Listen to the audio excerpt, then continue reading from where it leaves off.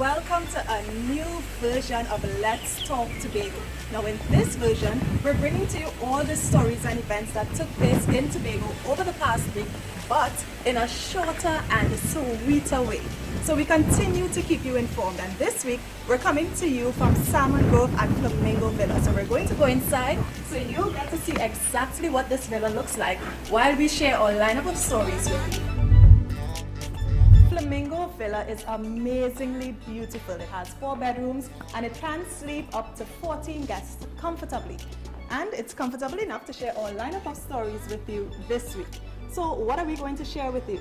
Well, a new credit union opens in Tobago, schools across the island begin to receive smart garden units, and we take you to Pembroke for the THA's latest district town meeting. Don't miss Let's Talk Tobago. Here's our schedule. Tobago Channel 5, Saturdays 6 p.m. Rebroadcast Sundays 8 p.m. Tobago Updates, Mondays to Fridays 6:30 a.m. M&D TV, Mondays 9 a.m. and Wednesdays 9 p.m. And Gael TV, Mondays and Wednesdays 11 a.m.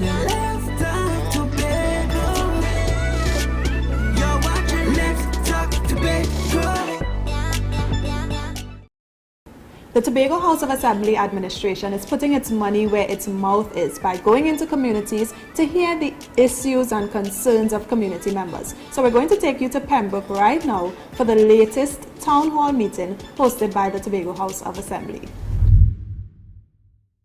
Come with us now as we take you to the latest installment of the Executive Council District Meeting as residents of Bell Garden, Richmond, Pembroke, Glamorgan and Goldsboro got a chance to lay out all their concerns before the Executive Council of the Assembly. We know that over the last couple months, particularly in October and November, we had some of the heaviest rains and landslides and all of that happening for the entire island. And there are many of you who have actually been displaced, or we've had to actually move you from where you are living because it was simply not safe. That process is an ongoing process. If you recognize that there is now a sign placed at the field that specifically says no theatering of animals, that is actually one of the steps in us getting to the point, and I'm saying it here because I am hoping that the individuals are listening and they would prevent us from having to follow all of the steps. Meanwhile, Chief Secretary Farley Augustine addressed the electricity and water issues in Goldsboro and major issues in the electoral district. It seems as if we are almost there in finally solving the water crisis in Goldsboro for the farmers. Secondly, Tiantec has already started electrifying the area for the farmers in Goldsboro. It's not a simple fix for the Bad Rock situation. In order to fix Bad Rock, it means that we have to completely cut off that roadway from traffic in order to fix it. If we completely cut off the Bad Rock roadway, it means that we will get no fuel, for example, for the gas stations going eastward. We won't get, they won't have anywhere to pass. The buses already drop people by the Pantent and by Bay Road Junction because the buses are refusing to go up. Then residents got to air all of their concerns and get responses. We are requesting the speedy renovation works of the Youth Empowerment Center. We started our youth club in 2013, and when we registered with the Department of Youth Affairs and Sport at that time, they allowed us to use the Youth Empowerment Center that is directly attached to the community center here. There were some issues, and then this community center had to be reconstructed, so we were left without a home. Just last week, the valuation report from the tenders came in. The contract should have been issued already. We expect that the work will begin in this month of March. For years I've been hearing that funds were released to fix the road. I see guys came with shovel and pickaxe, and after my brother take a pity of them, they never came back. So I want to know what is happening with Cow Farm Road. Yes, the road is in a deplorable state, and I'm sure the guys at the PMO have a project designed for it. And as soon as we are able, we will attack that. Do you have an idea of what is a smart garden unit? Well, in case you don't, Umadara Mills will tell you what is a smart garden unit and the purpose of the collaboration between the division in charge of food production in Tobago and the Division of Education. Listen up. Today was the handing over of the smart self-watering system. This is the first school that's going to be receiving. Obviously, like it says, it's going to water the plants.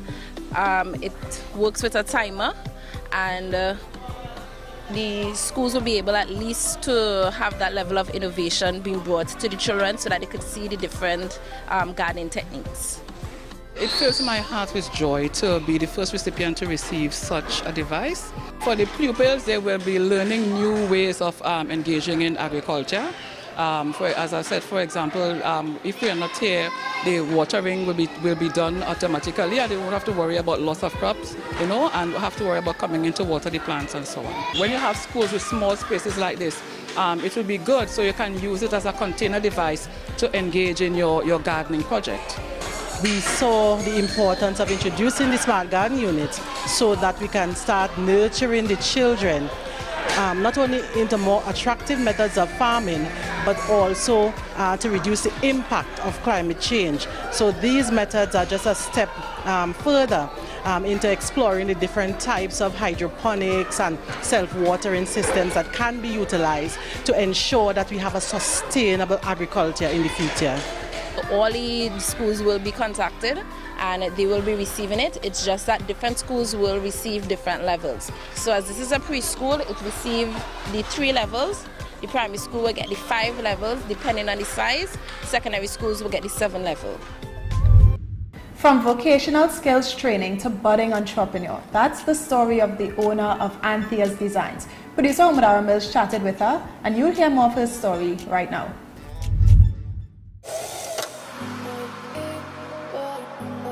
It's not just sewing, but it's just you're giving out a part of yourself when you do a product. You're not just sewing a bag, but it's like you put in your signature on what you make.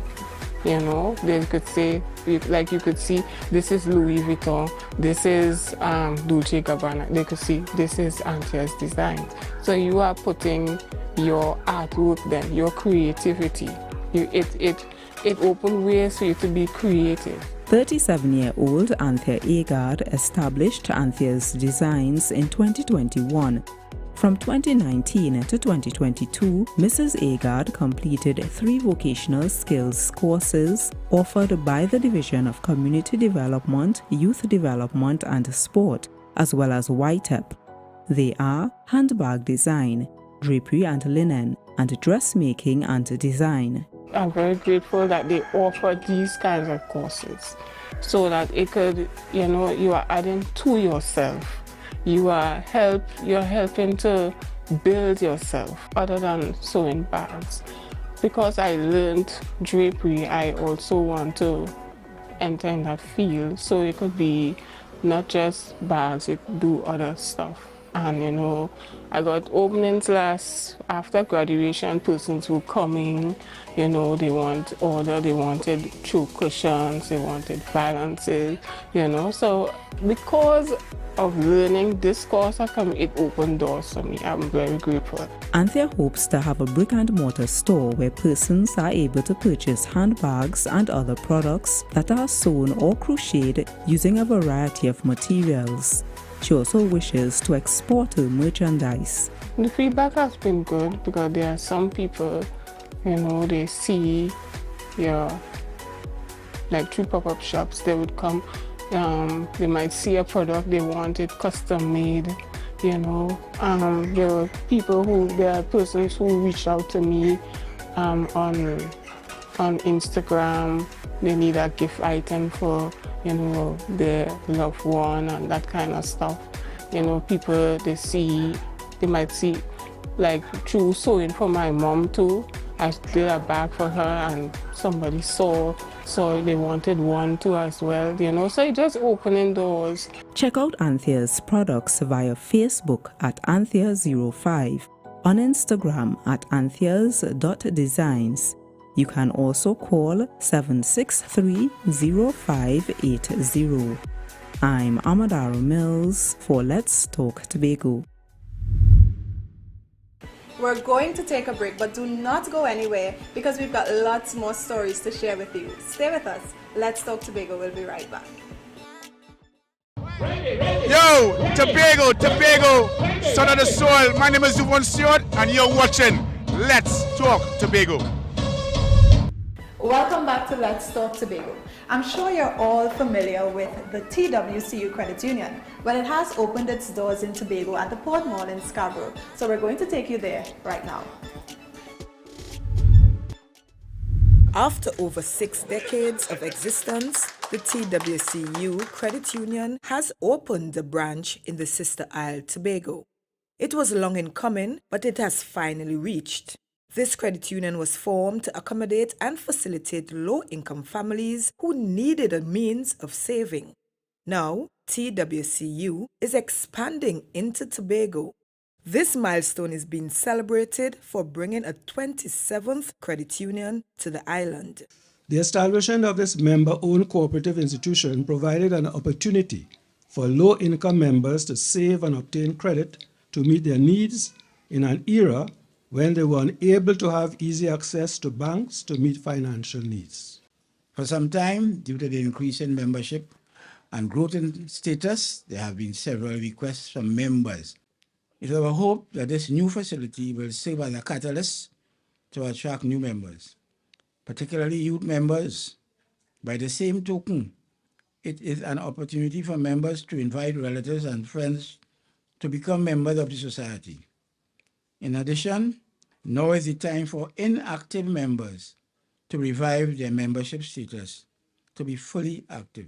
Today, the fact that we are here within the first quarter of 2023 to open this branch is a very positive sign for the economy of Tobago at large.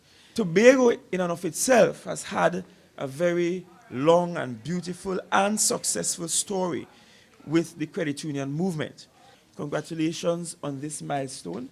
Congratulations on having this office as a forerunner to celebrating your 73rd year in business. That's quite a lot of years. The TWCU Credit Union is located on the second floor in the Port Mall in Scarborough. I'm Crystal George for Let's Talk Tobago. So while on vacation in our slice of paradise, Tobago, you may choose to stay in one of the very cozy master bedrooms here at Flamingo Villa in a Salmon Grove development. Now it's time to share another story with you. This time, the Division of Settlements, Public Utilities and Rural Development recently met with hardware owners in Tobago to discuss how they can benefit from upcoming projects. Here's more.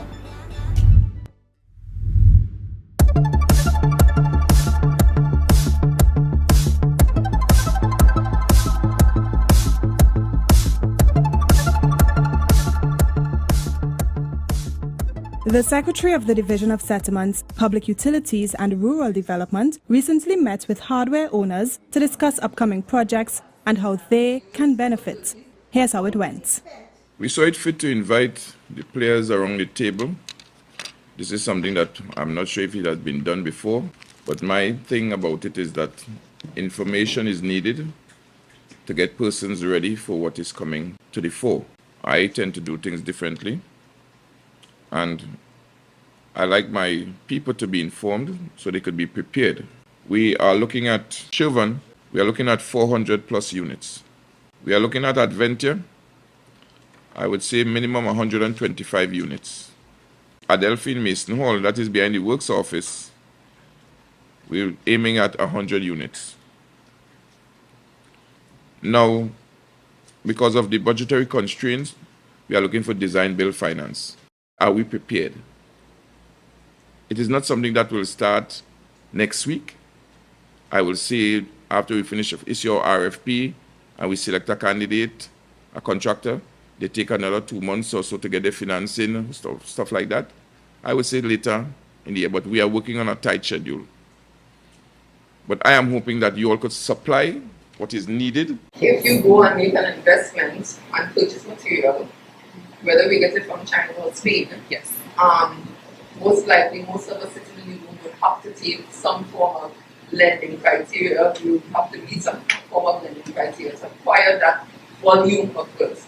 So it sounds like it's unguaranteed, but yet you're asking us to come to meet to have the conversation about making an investment that does not guarantee us some fruitful long-term. When a contractor is selected, it is the onus is upon you all to have the conversation and see what you all could cement. Because we cannot tell someone how to spend $100 or $200 million. They bring in their own money, they will getting paid down the road. So this is why I'm saying, from the time the contract is issued, the onus is upon us to get and say, okay, we could provide this service at this, let me see what cost price, this is what we could offer it, and have a negotiation going on. That's what I'm asking you all to do, is get to the table. Talking to the contractor, a contractor coming to make love, he's coming to make money. And to facilitate us, there has to be a conversation. The onus is upon you all, because you all know the volumes you turn over. You all will know exactly what it takes or what is required of the investor. So then you are the bargaining table.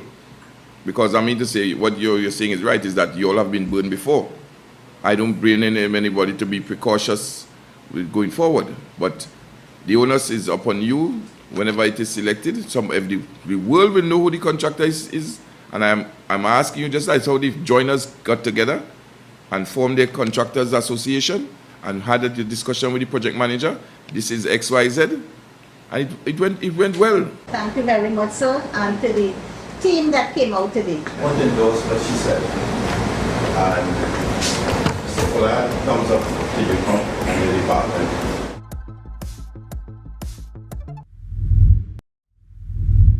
And that's a wrap. That's how we ended this edition of Let's Talk Tobago. Thank you so much for joining us. If you aren't following us on social media as yet, ensure that you do. That's Facebook, Instagram, and Twitter.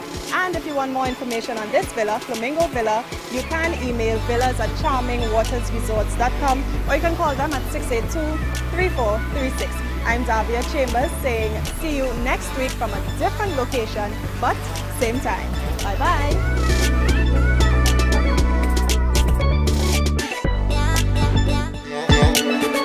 Come on, let's talk Tobago.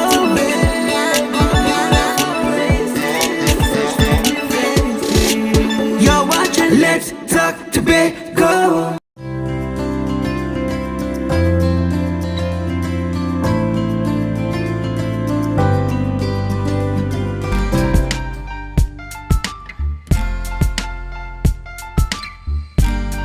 Put a smile on your face when you're moving from place to place. Good morning.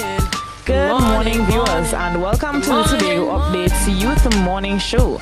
This morning, we're coming to you live from the Healing Gardens located in Mount Pleasant, Tobago. Today's Youth Wednesday, but it's not only Youth Wednesday, today is also International Women's Day. So we want to send greetings going out to all the women in Tobago, Trinidad and Tobago, all the ladies in general. I am Kaylee Lewis, and this morning I am joined by... I am Jada Charles, and I just want to wish you guys a special morning.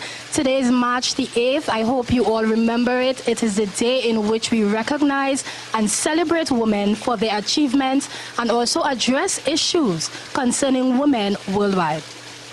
Okay, so Jada, what's been happening in this space? I saw yesterday they launched jazz.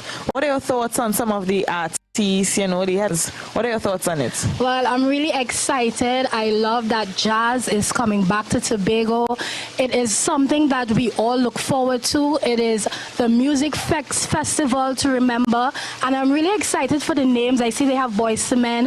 They also introduce a gospel segment, so it's really something for everyone. So I really believe that this jazz festival would put Tobago back on the map as something, you know, the big host of music festivals around the Caribbean. No, I really love that you mentioned the gospel part of it, because I love that they're being very inclusive this time around. Yes. After how many years of not having jazz, we're finally able to, you know, come together once again for that music festival that we all love to celebrate, right? Yes. So what else has been happening in this space?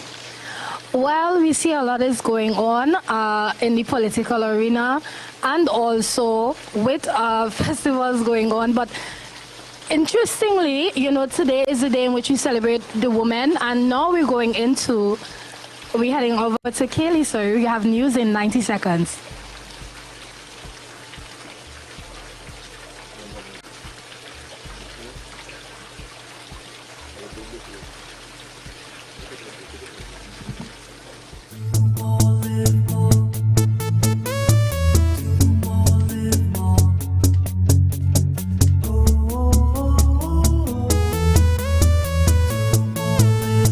This is how it's gonna go.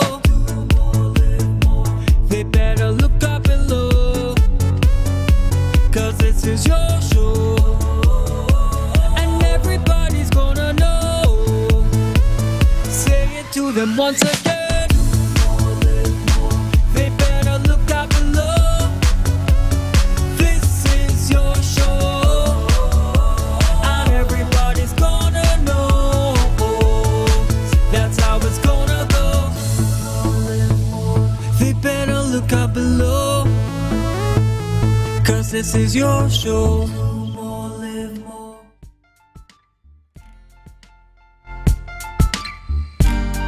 Put a smile on your face when you're moving from place to place. Good morning. Good morning, Tobago. My name is Kaylee Lewis, and this is your news in 90 seconds for Wednesday, 8th March 2023.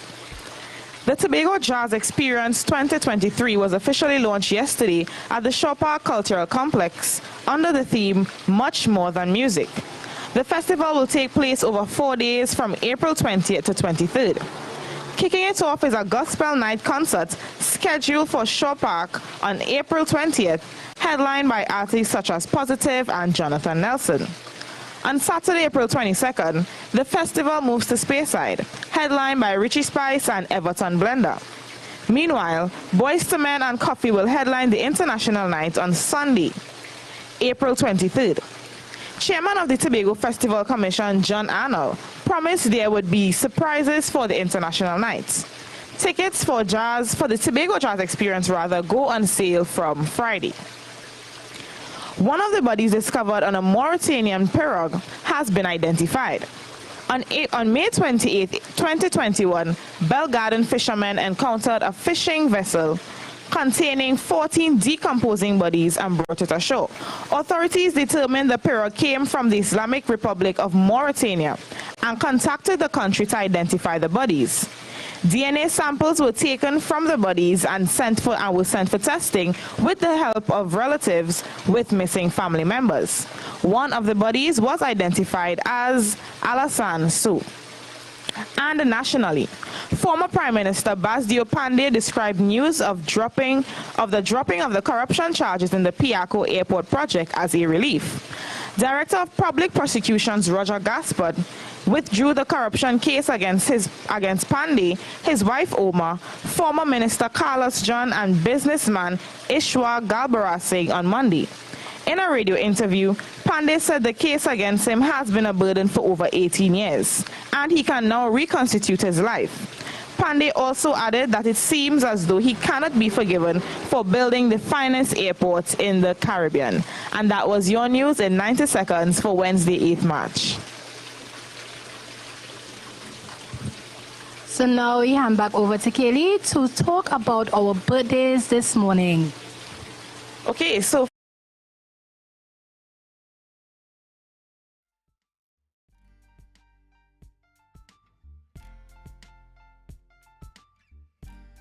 and Shirley getting birthday greetings being sent out to you. Hope you have a wonderful day from your bestie Aloma and her family and the Tobago Updates family. And I must also send my personal birthday greetings to Shirley Endeavor. She is the mother of my best friend. You know, they're located right at the foot of Wim Hill. You know, just shouting them out a little bit. The bakery is located right there. You could go get your catering. You could go pick up your pies, your bake, your sandwiches, soup, food, anything. They're doing delivery, everything. So, you know, be sure to check them out. Next up, we have Davalon Brathwaite. Happy birthday going out to you, Mr. Brathwaite. We also have this morning Miss Marina Marfan. And Miss Marfan was my music teacher back in high school. So birthday greetings going out to you, Miss Marfan. We see she's there holding her guitar. She's always ready for anything musical. And last this morning, we have Miss Maylene Cowie Clark Roberts. And Maylene, your birthday greetings are coming out from Oswald and Rhea George and the entire family. They love you to the moon and back. But I must also Maylene is my cousin. She's also my big sister. I have no older siblings. So Maylene has been my big sister from the day I was born. So happy birthday going out to you, Maylene. I love you so much. I know you're going to have an amazing day today. So, yeah. This morning, we're going to have a packed show for the viewers today. So, Jada, can you tell us a little bit about what's going on this morning on the rundown? Hi, good morning, viewers. So, I hope you're ready and excited to have an action-packed show, just as Kaylee said. Today, we will be joined by 3 incredible women in Tobago space. We have Pastor Shillan Whitlock, Dr. Renee Alfred, and WPC Corbin Clark. And these beautiful and wonderful ladies, they are going to take us through overcoming some of life challenges as a woman and also life as a mother and a woman in Tobago space. Okay, so as you would have said, we have a packed show for them this morning. Some very interesting guests we have with us today. Yes. We have a pastor, we have a police officer, yes. Very, very diverse, very, very interesting. So at this time, viewers, we're going to go over to Tobago in Focus, and we'll be right back.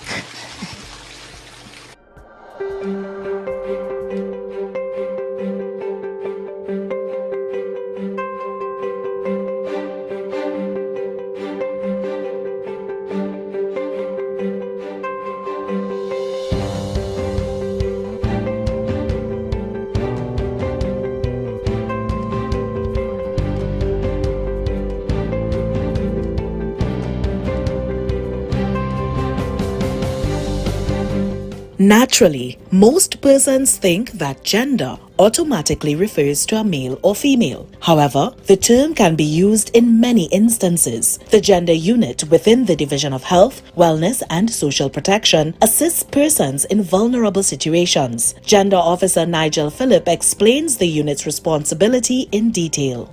We address issues of gender-based violence. We address issues of matters that are dealing with students at schools. So we are in the schools, we are in different programs throughout Tobago, men's group.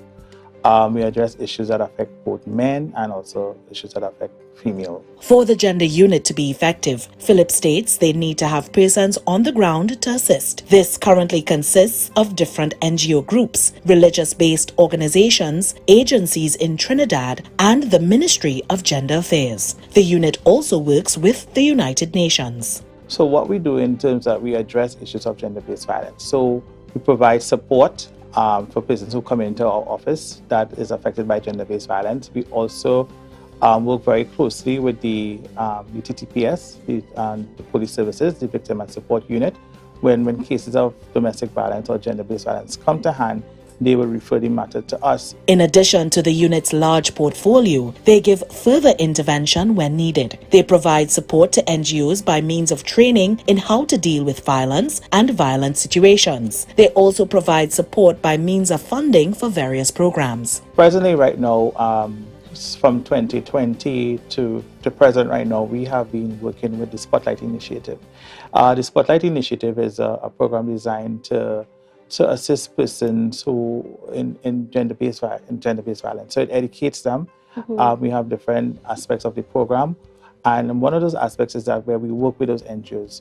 So the training that we will offer them is like training, like we had training in sexual violence and how to deal with sexual violence.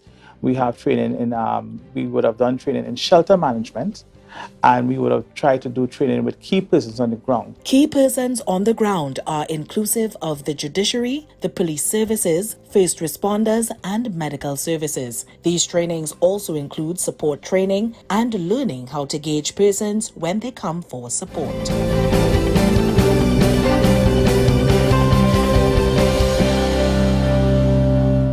MI4 Security Services Company is the most advanced security service in Tobago. Ask about our cash and transit service. It's safe, risk-free, reliable, and timely. We provide safe banking delivery for all business types and sizes with highly trained staff, 24/7 monitoring, coordinated emergency response, and a well-maintained fleet of armored vehicles. Contact us at 660-7723 or visit our website at www.mi4securitytt.com to sign up today.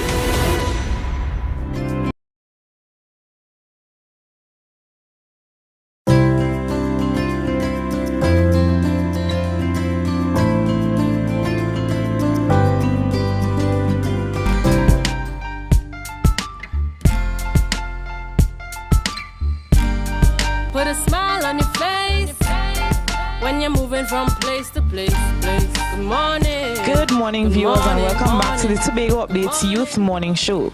It's International Women's Day, and I have with me this morning Pastor Sonia Whitlock. We're joining you live from the Healing Gardens. The ambience here is really amazing. I mean, you have to be here to experience it for yourself. It's very, very refreshing, very relaxing. Good morning, Pastor Sonia Whitlock, and how are you doing this morning? All right, good morning so much, and thank you for having me. And yes, the environment here, it is very therapeutic. It is. And so I'm happy. International Women's Day. Happy International Women's Day to all of you. And I was just taken aback for a while. And I've come by with a word of healing. I've come by with a word of encouragement. I also come by with a word of restoration for all you women out there on this International Women's Day. Thank you so much for having me. No problem at all. So can you tell us a little bit about yourself? Who is Sonia Whitlock? All right, who is Sonia Whitlock? Sonia Whitlock, pastor, motivational speaker, life coach, author, counselor, and just woman. And as we dive into our conversation, I want to encourage all women out there to strive to accomplish all that God has placed within you. There was a time in my life when I was not always like this. I would have been abused. I would have been a teenage mother. I would have run away from home. Actually, life would have been very, very rough for me. I remember even growing up as a young girl, I got pregnant at a very, very early age, and I didn't even know how to tell my parents about it. And how did I manage to try to go through this struggle? I remember I ran away from home and I got married, but I'm still married 34 years now. So it goes to show, even though you go through trials and testings, that you can be able to amount to anything good. I would have been a victim of lies and labels, and persons and people would have said that you would never amount to anything good. But as I look over my life and I think things twice, I see where the hand of God would have been upon my life. And what I've learned is that even as we go through struggles as women, that we ought to understand that these things come into our lives to point us to purpose and point us to destiny. And so I am an example of being able to go through so many negative things in life and see where God was able to use it to point me to purpose. Okay, wonderful. I definitely love that response. I mean, so very inspiring that you would have gone through so many things in your life and you're still able to be where you are at today. So what would have gotten you into ministry? What have gotten me into ministry? After going through so much trials and testings and tribulations, I worked with the Adolescent Mothers Program for 13 years. That's those young girls who were pregnant at school. And what I've seen is that God would have used my negative situation, not even knowing that He was preparing me to touch the lives of other young girls who would have made the same mistake that I would have. And as I continue working with these adolescent girls and pointing them to purpose and giving them hope, as my parents would have and so many other persons, that's when I had that urge, that nudge in my spirit that God was calling me to something higher, something something greater. And so I pushed and I went to Bible school, and I am an anointed pastor.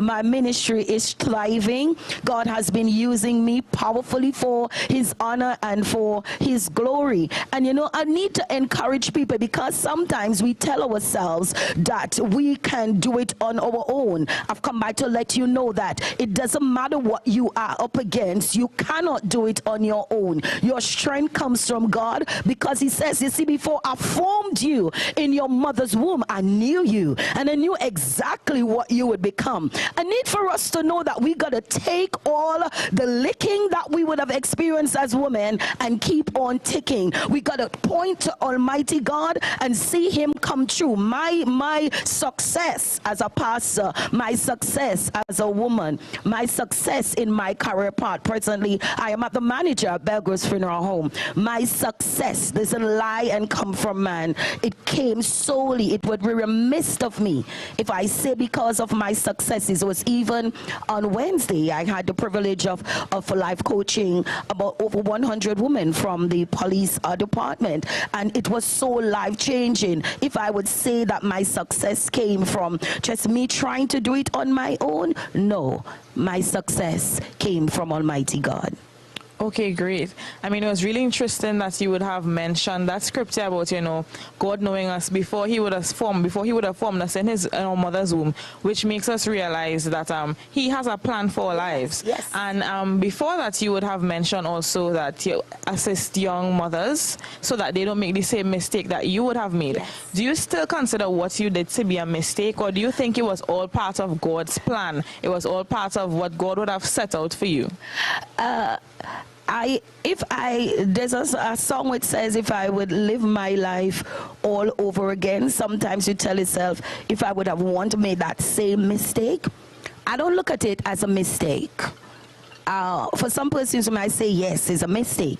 I don't look at it as a mistake, because when I see where my life would have been through, from an adolescent mother choosing the best career and not being able to empower women, I know that purpose was also in it. The same way how Jesus Christ came and he had to go through certain things while he walked this earth, and it was part of purpose. I don't see it as a mistake. I see where God was preparing me for my greater, and so I'm able to fulfill purpose by encouraging and motivating young mothers and women as a whole to accomplish and strive to greatness in the midst of the mess. Okay, so you wear a lot of hats. You said you're an author, you're a pastor, you're also the manager of Belgrave's Funeral Home. What do you think can be done to better or to improve the lives of females in Tobago? To better and improve female lives in Tobago, first it starts with you. If you are not empowered, and I know that we go through so many things as women, whether it's abuse, rejection. For some of us, there's so much things that is happening with us. But if we don't empower ourselves, and I hear you saying, Sonia, I can't find the strength to be empowered. I would say your first strength, you have to go back to basics, where you seek God and ask him for that strength. The government, I know that the government is there and they can help you, but I'm coming from a different slant this morning. Your help comes from God.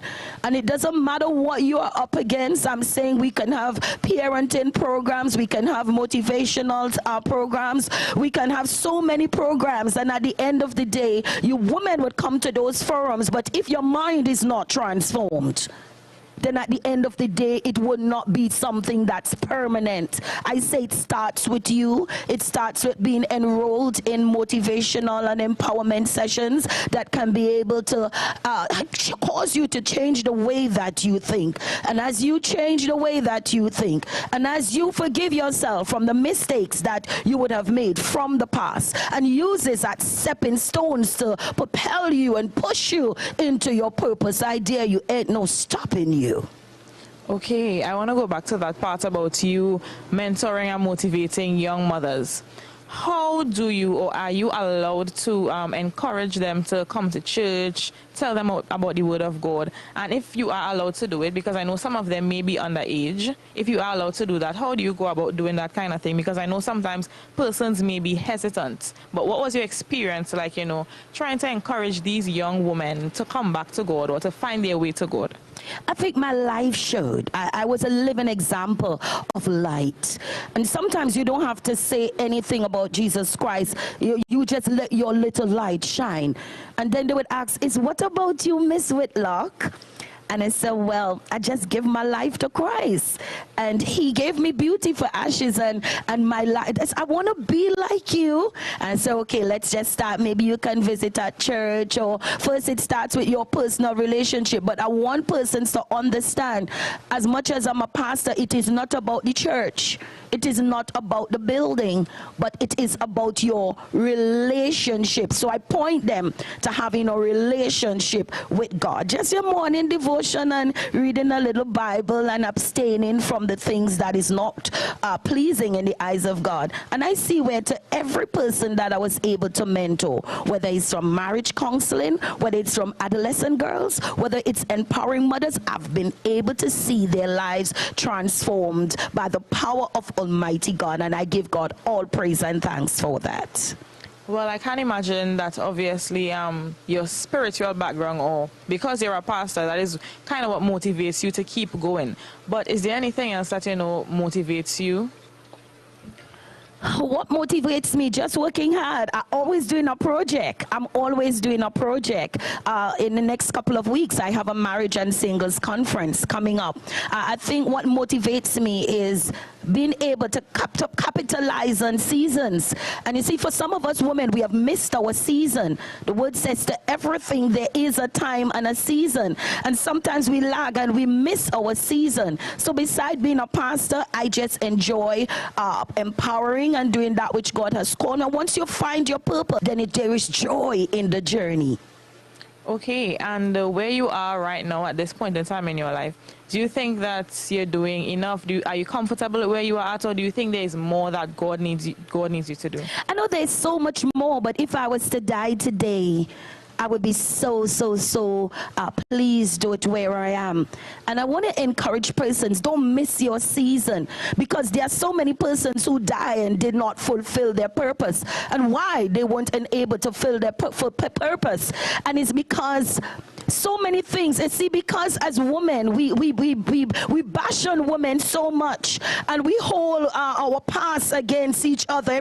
So every time somebody chooses to get up, you tend to find that you bring up their past. And in light of that, there are some persons who didn't move at all, or they just halt, or they just regress. And what I'm saying to all women today, forgive yourself from the past. Forgive yourself from the mistakes. Women, let us learn to embrace each other, love each other. And I tell you, girl, it doesn't matter what we do in this life. Once we have God on our side, once we forgive ourselves, the sky is the limit. And turn your life over to Jesus Christ. Most definitely. So as we wrap up this morning, just send your greetings to all the females in Tobago this morning, your little word of encouragement, your motivation from Pastor Sonia Whitlock. Hi, greetings again to all. I'm Pastor Sonia Whitlock, and to all the women out there, I just want to encourage you to continue to strive towards excellence, continue to place God first, whatever it is that God has placed in your heart,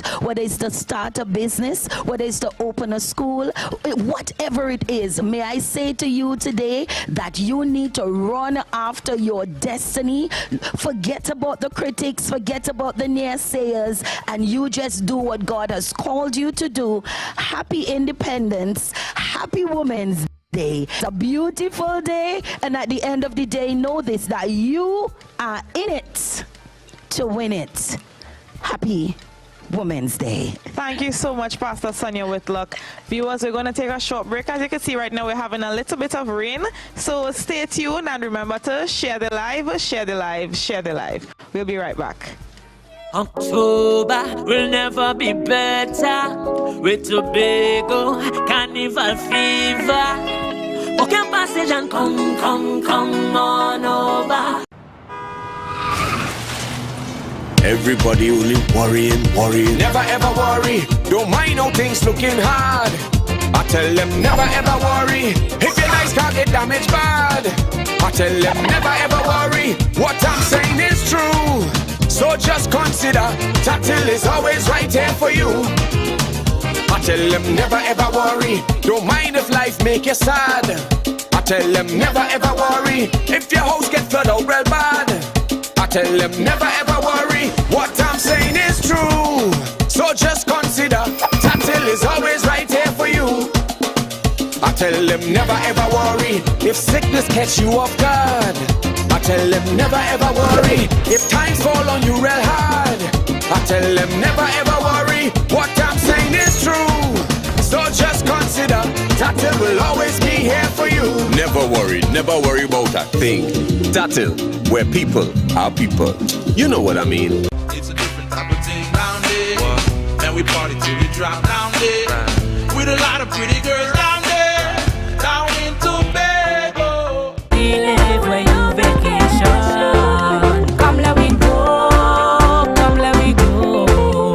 Come let we go to sweet Tobago. Come let we go. Come till you know. Come find your soul in sweet Tobago. Come let we go. Come let we go. Come let we go to sweet Tobago. Come let we go. Come till you know.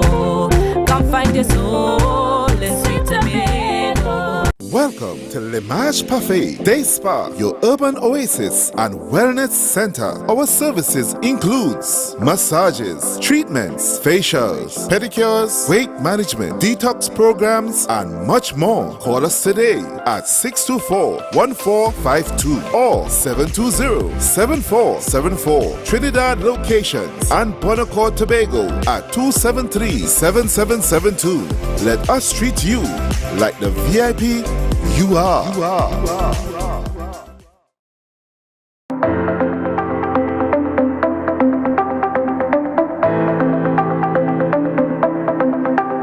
Full disclosure with the executive every Thursday at 8 p.m. only on Tobago Updates. Real questions and honest conversations with the sole aim of keeping you fully in the know. Full disclosure with the executive every Thursday at 8 p.m. only on Tobago Updates.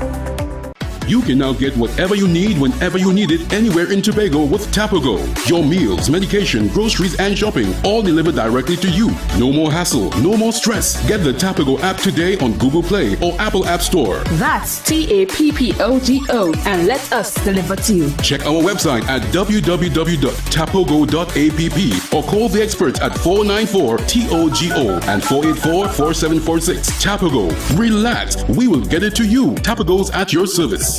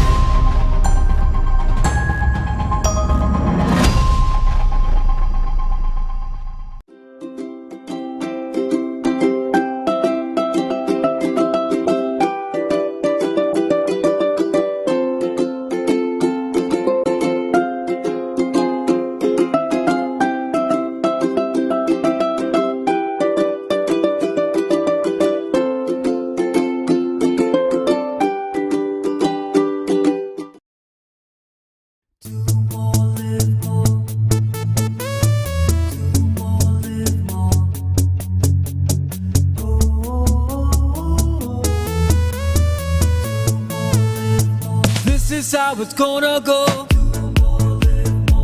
They better look up and look, 'cause this is your show, and everybody's gonna know.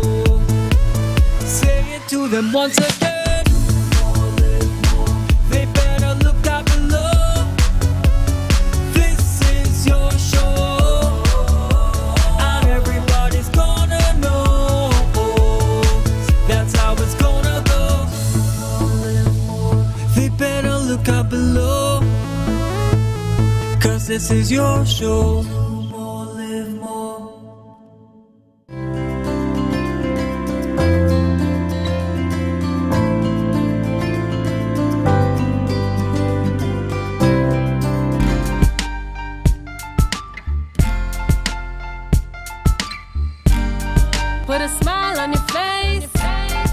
when you're moving from place to place. Good morning. Welcome Good back morning, to Tobago morning. and welcome Good to our morning, viewers morning. tuning in from outside the island. I am your host, Jada Charles, and today I am joined by the lovely WPC Corbin Clark of the Special Victims Department. We are here to talk about domestic violence issues, and we're going to focus specifically on how women in physically abusive relationships can get help from the Trinidad and Tobago Police Service. So good morning, Ms. Clark. You look lovely today. So just to begin, can you tell us how long you've been an officer in the Special Victims Department?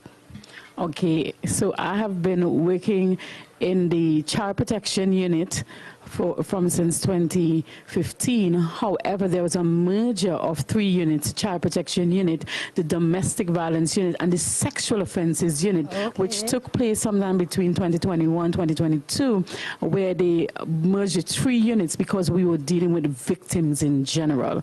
So it's a recent merger. However, the transition has been very smooth. Wow, that is lovely to know. I wasn't aware of that. So can you tell us something? During your time there, how often would you say that crimes of domestic violence are reported? Well, on an average, we get roughly at least 1 report per day, but we can see a maximum of up to 5 reports receiving.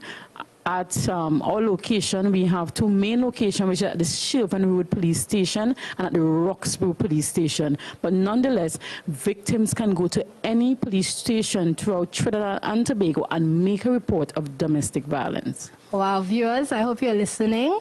So, for our purpose and for our benefit, can you let us know how long does it take for police intervention when a crime of this nature is reported?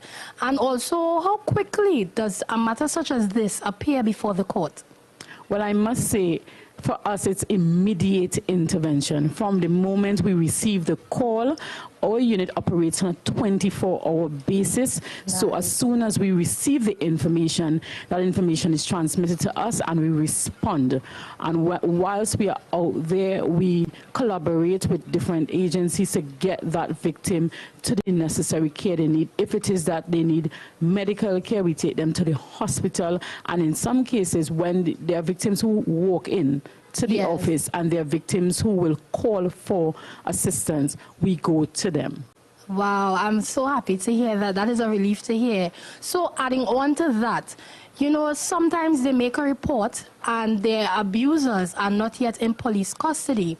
So what are some protective measures that the police can do in the interim to protect and safeguard victims of domestic abuse? This is where we need the assistance of the victim's family. And we often say that social support is important for every victim. Yes. That victim would need a place of safety. Yes. In Tobago, we don't necessarily have a place of safety, but in Trinidad, there are places of safety. So what we admonish persons to do, relatives to do, is to open up their homes to the victim so that that victim could be housed there. And what we do welfare checks on our victims. Yes. So it's not just taking them to a location and leaving there. We also make regular checks and we make phone calls to them to ensure that they feel safe during that time before the matter is taken before the court. Yeah, and I like how you said that, because for a lot of women, it might not be your reality, but it may be the reality of your friend, of your mother, of your daughter, of your sister. So I like how you said that the family should be that support, your friend should be that support. And I hope women feel safe enough if they are going through stuff like this to go and speak out and tell somebody, because you might not be strong enough, but you might get the extra strength that you need from somebody close to you. So adding on to that point as well, right? What would you say, based on what you have noticed, are some typical warning signs for women that may be in denial to decipher and say, here what, maybe I am in a domestic abusive relationship? Well, what I encourage women to do is understand what domestic violence is. Right. One type of domestic violence that goes unnoticed is emotional abuse. Wow. A lot of the times, people don't understand what emotional abuse is. Yes. A simple thing as name calling, a simple thing of telling a victim that you are stupid, you're not intelligent, you're not smart, preventing that person from going to work, preventing them from going to church. If you, and simple, just go on the internet and Google it, and you would see what emotional abuse is. Yes. Because that's where it starts, and then it escalates into physical abuse and sometimes sexual abuse. Yes. So it's important that victims educate themselves on what is domestic violence, and for them to determine, am I a victim? And when they do that, some victims, only when they arrive at the station, that they recognize, you know what? This has been happening to me for years, but it's only when they got attacked by the perpetrator that they come and make that report. That's when it's already escalated. But however, at the unit, we also partner with the Victim and Witness Support Unit, which is a part of the Tobago Police Service. That's a service we offer for psychological support to our victims that come in, and some of them may need that assistance to help them to process what has happened to them. So the TTPS has gone a step further, not just to provide officers to deal with the criminal aspects of it, but we have that department that deals with the psychological aspect of it. I really love how you're going into depth, because a lot of people may not be aware that all this help is being offered by the Trinidad and Tobago Police Service. And it may be hard for a lot of women to really acknowledge and accept that, yes, I am going through this and I am really in a state of violence, and to make a report. So I'm really, really happy that there is those centers that they can go to and seek the help that they really need. Okay, so based on your experience, right? What have you noticed? Are there any common factors in the alleged perpetrators? Do they come from, let's say, a specific background, a specific demographic? Do they usually have a history of substance abuse? What is really like a similarity, in the abusers? Well, what we can say, oftentimes, when you look at the aggressor, most of the times the cause of the abuse is that they don't know how to manage conflict. And you have to go back to socialization and the process of socialization, and as mothers, how we grow up our children, our boys, to be specific, in how to treat with how they respond to an argument or respond to communication with their significant others. So it is important to note that a lot of the times it comes from the background of that, a cycle of abuse. Sometimes the perpetrator may have seen abuse on their mothers or on somebody, and they grew up thinking that that's the norm. And this is how they treat with a conflict, by saying negative words or by hitting that person. Yes. You brought up a very valid point, and it is very important that we stress on how important that the home is. When you're growing up, you need to come from a loving family. You need to have that kind of guidance, because it can really lead you astray. And you made a very important notice that sometimes they think it is normal and they think it is okay when it really is not. So I really hope that for men out there that are struggling with those types of anger issues or those types of feelings, that they really take a beat and sit back and say, you know what, maybe let me just walk away from this situation rather than trying to be abusive to somebody else. So I just want to ask you, what advice would you give to women who may have made a report and they were turned away, or to women who may be apprehensive to make a report to the station due to fear? Okay, what I can boast is that at the TTPS, what occurred is that we partnered with the UN, the United Nations, and a spotlight initiative was done in 2020 and 2021, where over 200 officers were trained in gender-responsive policing. Incidentally, I was one of the facilitators of that training at the Police Academy, where we trained over 200 police officers in how to deal with victims of domestic violence. What are some of the signs to look for? We talk about trauma bonding that victims go through, and why victims will come to the station and make numerous, sometimes 20 reports the same victim is making. And for us as officers not to be frustrated by that, but for us to function in our capacity as officers, we were trained. Yes. And that training was extensive. And a lot of officers coming out of that training, and we had graduation, they indicated that they even went back and shared that information with their colleagues who have not yet benefited from that training. So we have that transference of information at the station. So that is why any person can go to any police station in Tobago and feel comforted and know that if it did transpire in the past, it is not going to happen now because of the training we receive as officers in how to treat domestic violence victims. Okay, well, I hope for viewers listening that you heard how equipped the Trinidad and Tobago Police Service are to help you if you are going through some sort of domestic violence or some sort of domestic abuse. You know, we really want to encourage women to come out and speak out about this. A lot of people hold it in and they feel like it's not as serious, but it is. Don't let it get too far before you actually speak out and say something. Or if you have a friend or you know somebody that is going through this, don't wait until they're bloody or they're bleeding. You know, tell them now, you know, you should get away from the situation or you should make a report, because we should not encourage this type of behavior to be loose. So, do you believe that, you know, the TTPS should have rehabilitation programs and stuff like that in partnership with social services to kind of help women and victims heal from abuse that they may have suffered? What I can tell you is that we have already begun partnering with social institutions. Quite recently, we had our school intervention program, which goes around to schools throughout Tobago, lecturing not only to the students, but to the teachers, to the PTA, to the churches, to any group that will have us. And what we lecture on is a combination of abuse and how it impacts. Because you see, domestic violence not only impacts the victim themselves, it impacts the wider community, impacts children especially. And we see children now growing up in that cycle and continuing that cycle. So what the unit decided is that there is a need not to just stay at the adult level, but go down to the children and see the impact that it has on them, and to really do that reformation of their mind, to let them know from that stage that is not accepted. Because we often get called to the school with children who are now engaging in violence, and when we trace it back to,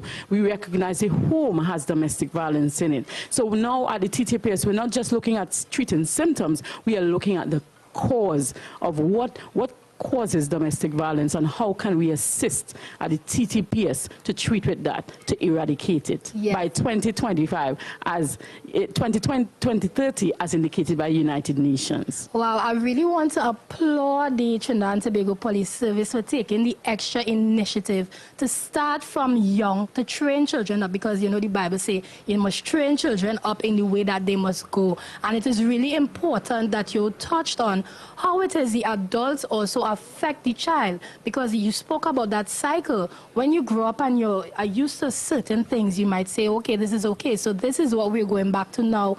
With most of the abusers, they probably came from that type of upbringing and background of domestic abuse and seeing it in their home. So they're thinking it's okay. So I really appreciate the fact that you all are going further to go to schools and to speak to them. And also, you know, it's not only in the school.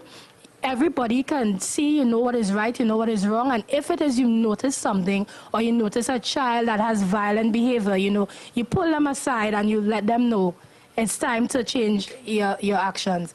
So last question, which is the most important question. What are the hotlines and numbers that victims can call if they are suffering from domestic violence? Well, at the TTPS, we have 999, and then we have all the police station numbers throughout Trinidad and Tobago. Then at the Tobago sub-office, we have 639-8246, and we have 639-1812 at Roxborough. And of course, I said you can call any of the numbers of the various police stations and make a report. Wow, thank you so much. That was some useful information, and I hope that you viewers definitely benefited from this discourse today.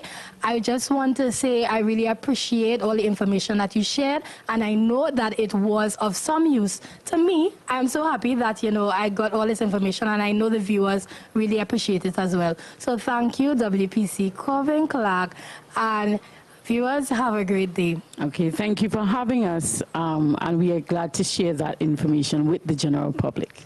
Thank you. October will never be better with Tobago Carnival fever. Book your passage and come on over. Everybody only worrying. Never ever worry. Don't mind how things looking hard. I tell them never ever worry. If your nice can't get damaged bad. I tell them never ever worry. What I'm saying is true. So just consider Tatil is always right here for you. I tell them never ever worry. Don't mind if life make you sad. I tell them never ever worry. If your house get flooded out real bad. I tell them never ever worry. What I'm saying is true. So just consider Tatil is always right here for you. I tell them never ever worry. If sickness catch you off guard. I tell them never ever worry. If times fall on you real hard. I tell them never ever worry. What I'm saying is true. So just consider Tatil will always be here for you. Never worry about a thing. Tatil, where people are people. You know what I mean. It's a different type of thing down there. And we party till we drop down there. With a lot of pretty girls down there. Down in Tobago. We live where you vacation. Come let we go. Come let we go. Come let we go to sweet Tobago. Come let we go. Come till you know. Come find your soul in sweet Tobago. Come let we go. Come let we go. Come let we go to sweet Tobago. Come let we go. Come till you know. Come find your soul in sweet Tobago. Welcome to Limage Parfait Day Spa, your urban oasis and wellness center. Our services includes massages, treatments, facials, pedicures, weight management, detox programs, and much more. Call us today at 624-1452 or 720-7474. Trinidad locations and Bonacore, Tobago at 273-7772. Let us treat you like the VIP you are.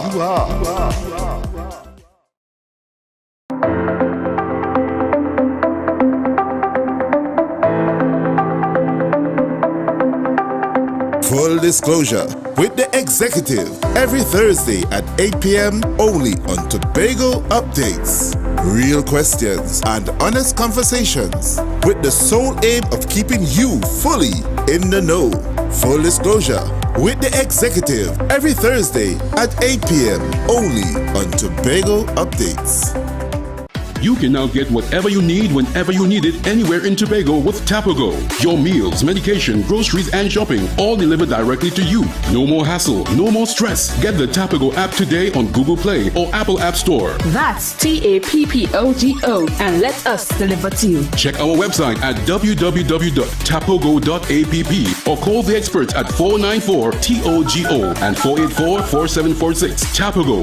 Relax. We will get it to you. Tobago's at your service.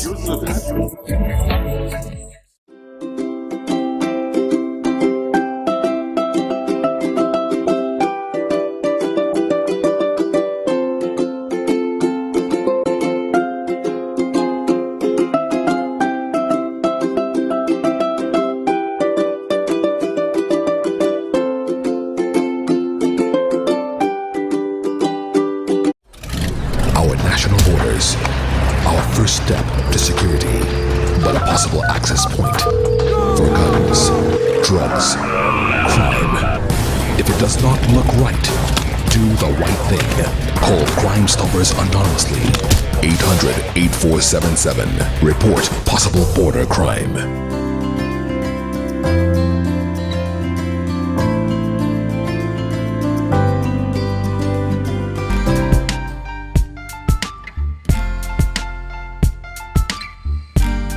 Put a smile on your face when you're moving from place to place to place.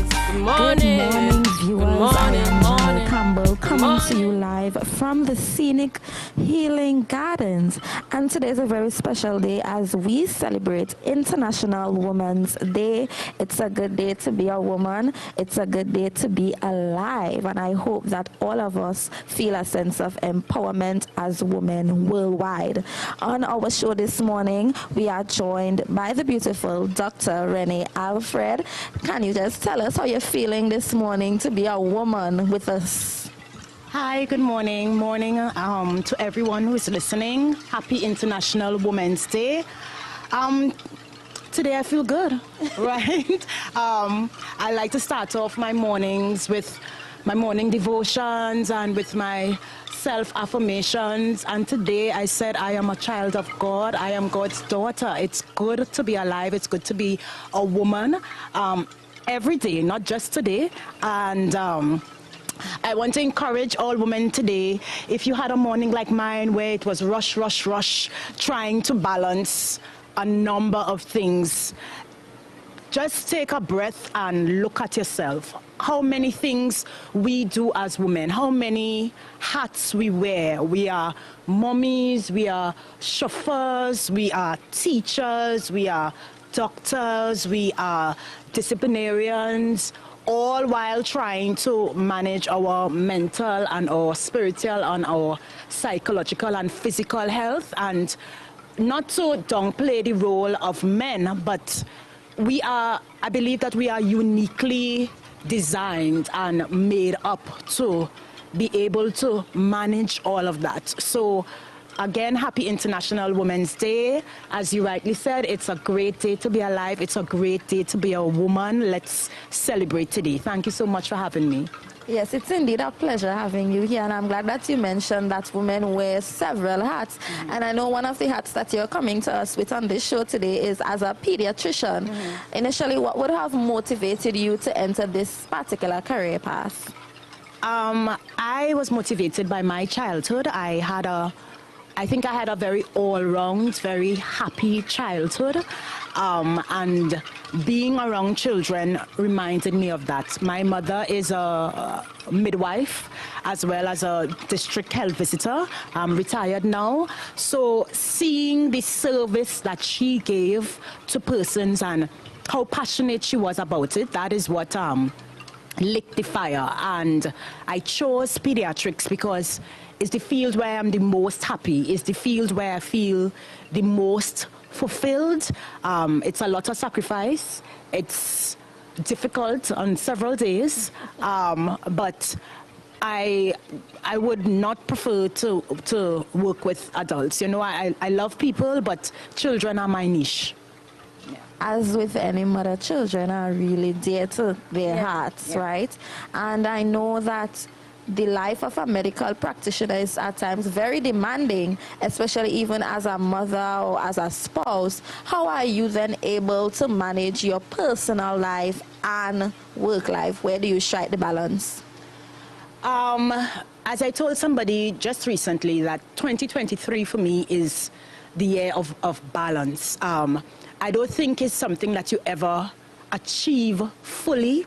I think it's something that every day you make the decision of balance. You have a whole list of things you want to get done, and then you have to say, now, realistically, this is what I can get done for the day without losing it or without getting off my rockers. The thing that helps me to settle myself is the fact that I want to accept that I have many roles. So yes, I'm a pediatrician. Yes, I'm a medical professional.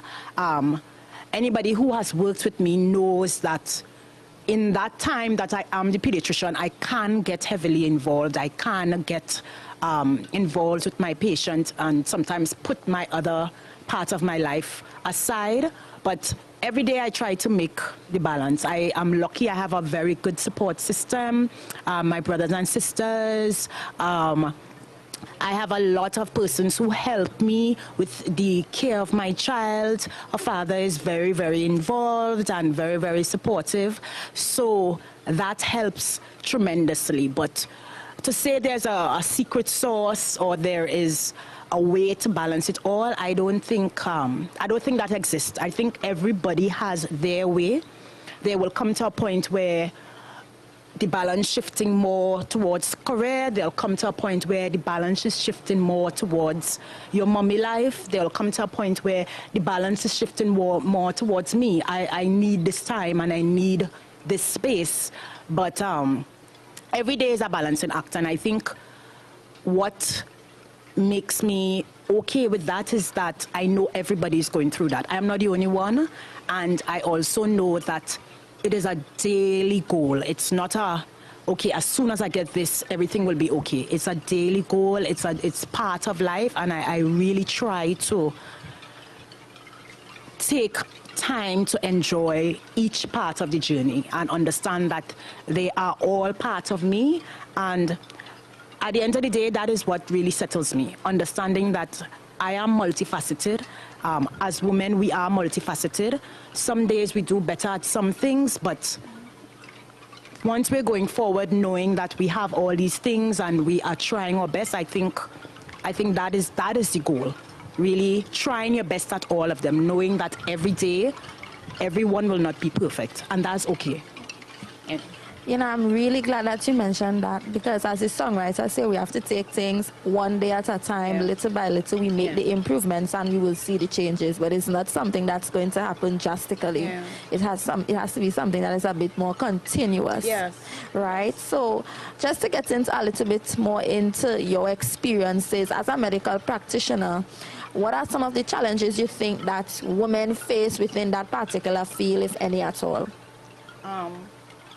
Well, one of the major challenges is, I think, our biological setup, right? As women, especially in medicine, you almost feel as though there is a timer on everything that you want to achieve or can achieve. And so because of that, we have a lot of, I think we impose a lot of limitations. Like we'll say, okay, I'm a pediatrician, but you know, I want to get into another field, but then I'll say to myself, yes, but you're in your 30s, you have a child, probably it's too late for you to do that now. Or even on the other side of it, as a professional, you might decide, okay, well, I want to expand my family, but you always have that sense that there is a timer. There is a time to do things. There is a time when women are in their peak. So this is the time you want to get everything done. We tend to have that strict, very, I would say, challenging and very limiting sense of there is a time for women to do things. I think for men, 30s, 40s, 50s, if they decide they want to do this, they want to change that, they want to expand their family, they want to go into a different career route, they want to expand the business. I think naturally we just think, well, that's possible for men, but for women we have this sense of we have to do everything within this time, because after that it's like time is expired, or we have to be settled with what we have. And I think as any professional woman or woman in the medical field, that is even more so, because the years of study that we have to put in for every field, with that thought of, well, I have to do this in a certain time, it puts a tremendous amount of pressure on you, right? Because in the medical field, you're thinking you want to go forward, you want to keep yourself abreast of all the latest information, you want to keep reading, you want to keep doing courses, you want to expand your knowledge. But when you think, okay, well, this has to be done within a certain time, because after that, there's no time for me, it adds a certain amount of pressure. So I think that's one of the major challenges as a healthcare professional and a woman. And then, of course, there's the obvious challenge of having a family, because, again, it's self-imposed, where as women we feel like, yes, we could have a supportive partner, but we feel like the brunt of child rearing and the house being managed, for some reason, is on us. Like, you know, we do it to ourselves. You know, a woman will say, oh, this person can't even cook, they didn't even clean up their house. And we put certain restrictions on ourselves that these things have to be done by us, right? While trying to manage a career, while trying to be healthy and exercise and eat. And we don't, as much as we say it, we don't share the responsibility equitably with our male counterparts. So as a professional in the healthcare profession, all those factors is what really makes it particularly challenging, the self-imposed things, really. I'm glad that you brought up that whole aspect of support, because I think it's really crucial in the life of any female professional, especially you all who are in that medical field. I know, because it is very demanding. You would need that support at home and that level of encouragement if you want to further your studies and specialize in a particular area. Interestingly, there was a time when women were not so popular within the medical field, and now we see that we have somewhat equalized the statistics, and you know, you have that 50% women being in that field, and so we have evolved, we are present, we're dominating, we are here to stay, we're doing a good job at it as well. So now that we are celebrating International Women's Day, the theme is digital innovation and technology for gender equality, and so the emphasis is to promote gender equality and gender health, female reproductive health, and all these different matters through the utilization of technology. So, you know, what are some of the ways or suggestions that you can give that can help us to promote gender equality using innovative technology? So, you know, we have social media, we have different platforms. You know, what are some of the ways you could promote these things? Okay, so thank you for that information, because you educated me where that was concerned as well. In terms of reproductive health or women's health, I think without social media and the use of all the digital technology we have now, we'll be kind of shooting ourselves in the foot. Reproductive and women's health, the number one thing will be education and making sure that the conversation is had over and over and over, to the point where it is so common and there's nothing to be ashamed of, to the point where any woman at any level of education can be talking about pap smears and cervical cancer screening and breast cancer screening, and, you know, contraception, all the different types of contraception out there. As much as we are in the 21st century, women don't talk about that, especially in Tobago. Women don't talk about that. We should have it plastered all over the place on social media, tidbits of information to educate all women and men and their families, so that the conversation is had. You know, just like me and you are sitting here, you should be able to say, so when last you had a pap smear, or I'm going to have a breast examination, when last you did that. And another woman should be able to say, yeah, but you're 35, so by this time you should be starting your screening, and it should be easy to find the information, right? So I think number one is to use these platforms to have the conversation, to give information in small tidbits where it can be consumed and it could be understood, and then it can be reproduced, and it can be part of a normal everyday conversation between women who are friends, women who are co-workers, siblings, mothers to children.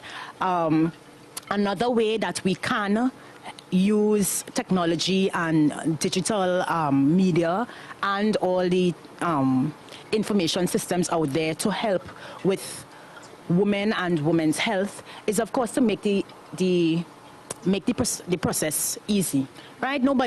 Everybody wants convenience. Now nobody wants to go and sit at a health center or a doctor's office for hours waiting to have these things done. So if appointments can be made online, and times could be shared, or you could have virtual consultations, online consultations. You have all the platforms, Zoom, Google Meet. All of these things should be used, because remember, the point is to meet every woman, every man. You want gender equality. It means that it has to be something that is constantly going on, and the more you can make it available to the layman, the better. So I think those two are the number one things: education and using the resources to make the consults more user-friendly or more amendable to people's everyday lives.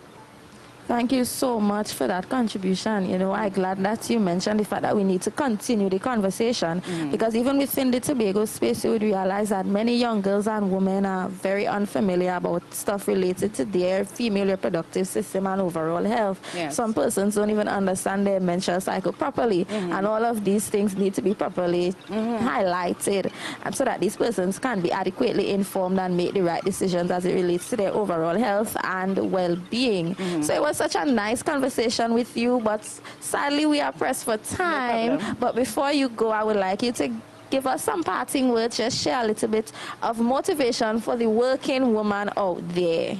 All right, so thank you again for having me. Happy International Women's Day to all women out there and to the men that support us and that love us.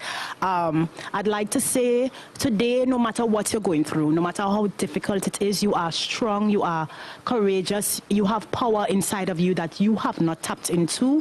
Have an excellent day and just be a light to somebody else. Exactly, let your little light shine today. Viewers, we're going on a short break.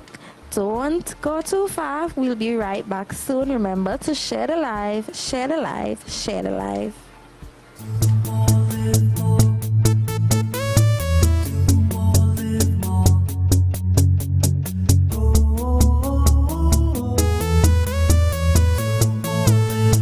This is how it's gonna go.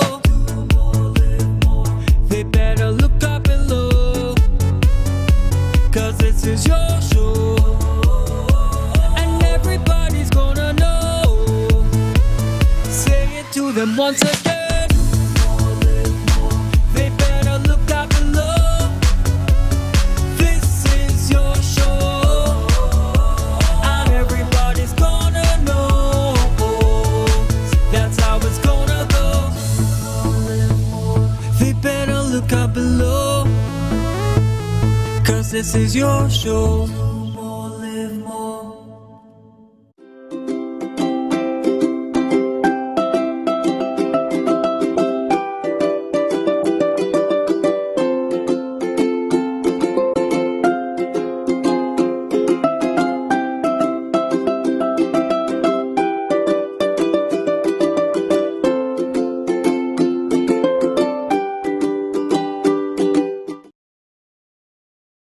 October will never be better with Tobago Carnival fever. Book your passage and come on over.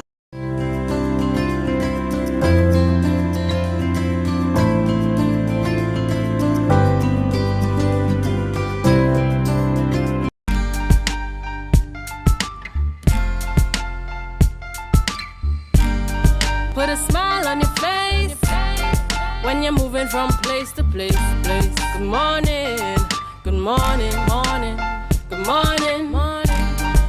Going out to the healing garden. Beautiful, beautiful niche area here where you can come and relax. The aesthetic is so nice. And I just want to say a special good morning to all the women out there. The engineer is just going to do a lovely Toast to celebrate all women. Cheers. So viewers, we had a lovely morning. We were able to be inspired by all the women that came on the show this morning. They had some really inspiring stories to share, and I hope that those of you all who were tuned into the show were attentive and took away something from this morning's show. Unfortunately, our time here is up. So soon enough, we'll be heading over to Tobago Notes. Remember, Tobago Updates is your #1 source for news and all other related business on the island of Tobago. There's one more time. Happy Women's International Day.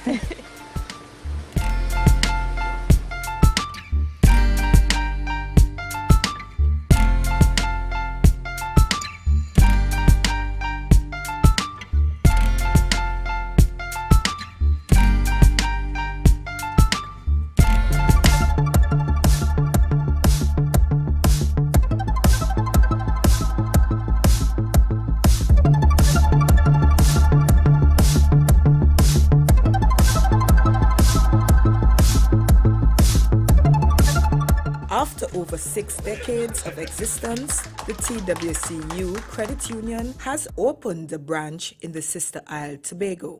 It was long in coming, but it has finally reached. This credit union was formed to accommodate and facilitate low-income families who needed a means of saving. Now, TWCU is expanding into Tobago. This milestone is being celebrated for bringing a 27th credit union to the island. The establishment of this member-owned cooperative institution provided an opportunity for low-income members to save and obtain credit to meet their needs in an era when they were unable to have easy access to banks to meet financial needs. For some time, due to the increase in membership and growth in status, there have been several requests from members. It is our hope that this new facility will serve as a catalyst to attract new members, particularly youth members. By the same token, it is an opportunity for members to invite relatives and friends to become members of the society. In addition, now is the time for inactive members to revive their membership status to be fully active. Today, the fact that we are here within the first quarter of 2023 to open this branch is a very positive sign for the economy of Tobago at large. Tobago in and of itself has had a very long and beautiful and successful story with the credit union movement. Congratulations on this milestone. Congratulations on having this office as a forerunner to celebrating your 73rd year in business. That's quite a lot of years. The TWCU Credit Union is located on the second floor in the Port Mall in Scarborough. That was a production of the Department of Information, Office of the Chief Secretary, Tobago House of Assembly. Yeah. Hey. Tobago updates. Na, na, na, na, na. Good morning, Tobago. Na, na, na, na, na. Wake up with Candace and Denicia. Let's go, go. Welcome to Good Morning It's Tobago a brand new morning. Rise up to a brand new dawning. As the passion start to rise, the energy filled us. Welcome to Good Morning Tobago on Tobago Updates, your source for current affairs in Tobago, Trinidad, and the region. With the perfect conversations to complement your morning routine, I am Candace Jackson, and let's get started with the news in 90 seconds. The Tobago Jazz Experience 2023 was officially launched yesterday at the Shore Park Cultural Complex under the theme Much More Than Music. The festival will take place over 4 days from April 20th to the 23rd. Kicking it off is a gospel night concert scheduled for the Shore Park Cultural Complex on April 20th, headlined by artists such as Positive and Jonathan Nelson. On Saturday, April 22nd, the festival moves to Speyside, headlined by Richie Spice and Everton Blender. Meanwhile, Boyz II Men and Kofi will headline the International Night on Sunday, April 23rd. Chairman of the Tobago Festivals Commission, John Arnold, promised there would be surprises for the International Night. Tickets for the Tobago Jazz Experience go on sale from Friday. Meanwhile, one of the bodies discovered on the Mauritanian pirogue has been identified. On May 28, 2021, Belgarden fishermen encountered a foreign fishing vessel containing 14 decomposing bodies and brought it ashore. Authorities determined the pirogue came from the Islamic Republic of Mauritania and contacted the country to identify the bodies. DNA samples were taken from the bodies and sent for testing with the help of relatives with missing family members. One of the bodies was identified as Arsalan Snow. Nationally, former Prime Minister Basdeo Panday described news of the dropping of corruption charges in the Piarco Airport project as a relief. Director of Public Prosecutions Roger Gaspard withdrew the corruption case against Panday, his wife Omar, former Minister Carlos John, and businessman Ishwar Gabaran Singh on Monday. In a radio interview, Panday said the case against him has been a burden for over 18 years, and he can now reconstitute his life. Panday also added that it seems as though he cannot be forgiven for for building the finest airport in the Caribbean. And that was your news in 90 seconds. Well, viewers, it is International Women's Day, and for all you women locked on, I want to wish you all a happy International Women's Day as we celebrate who we are as women. And, just to break things into a little bit of a context, the theme for this year's International Women's Day from the UNDP is that of digital innovation and technology for gender equality.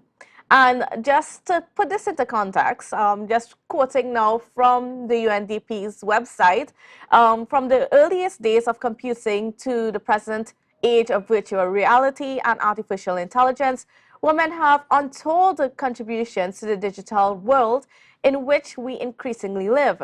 Their accomplishments have been against all odds in the field that has historically neither welcomed nor appreciated them.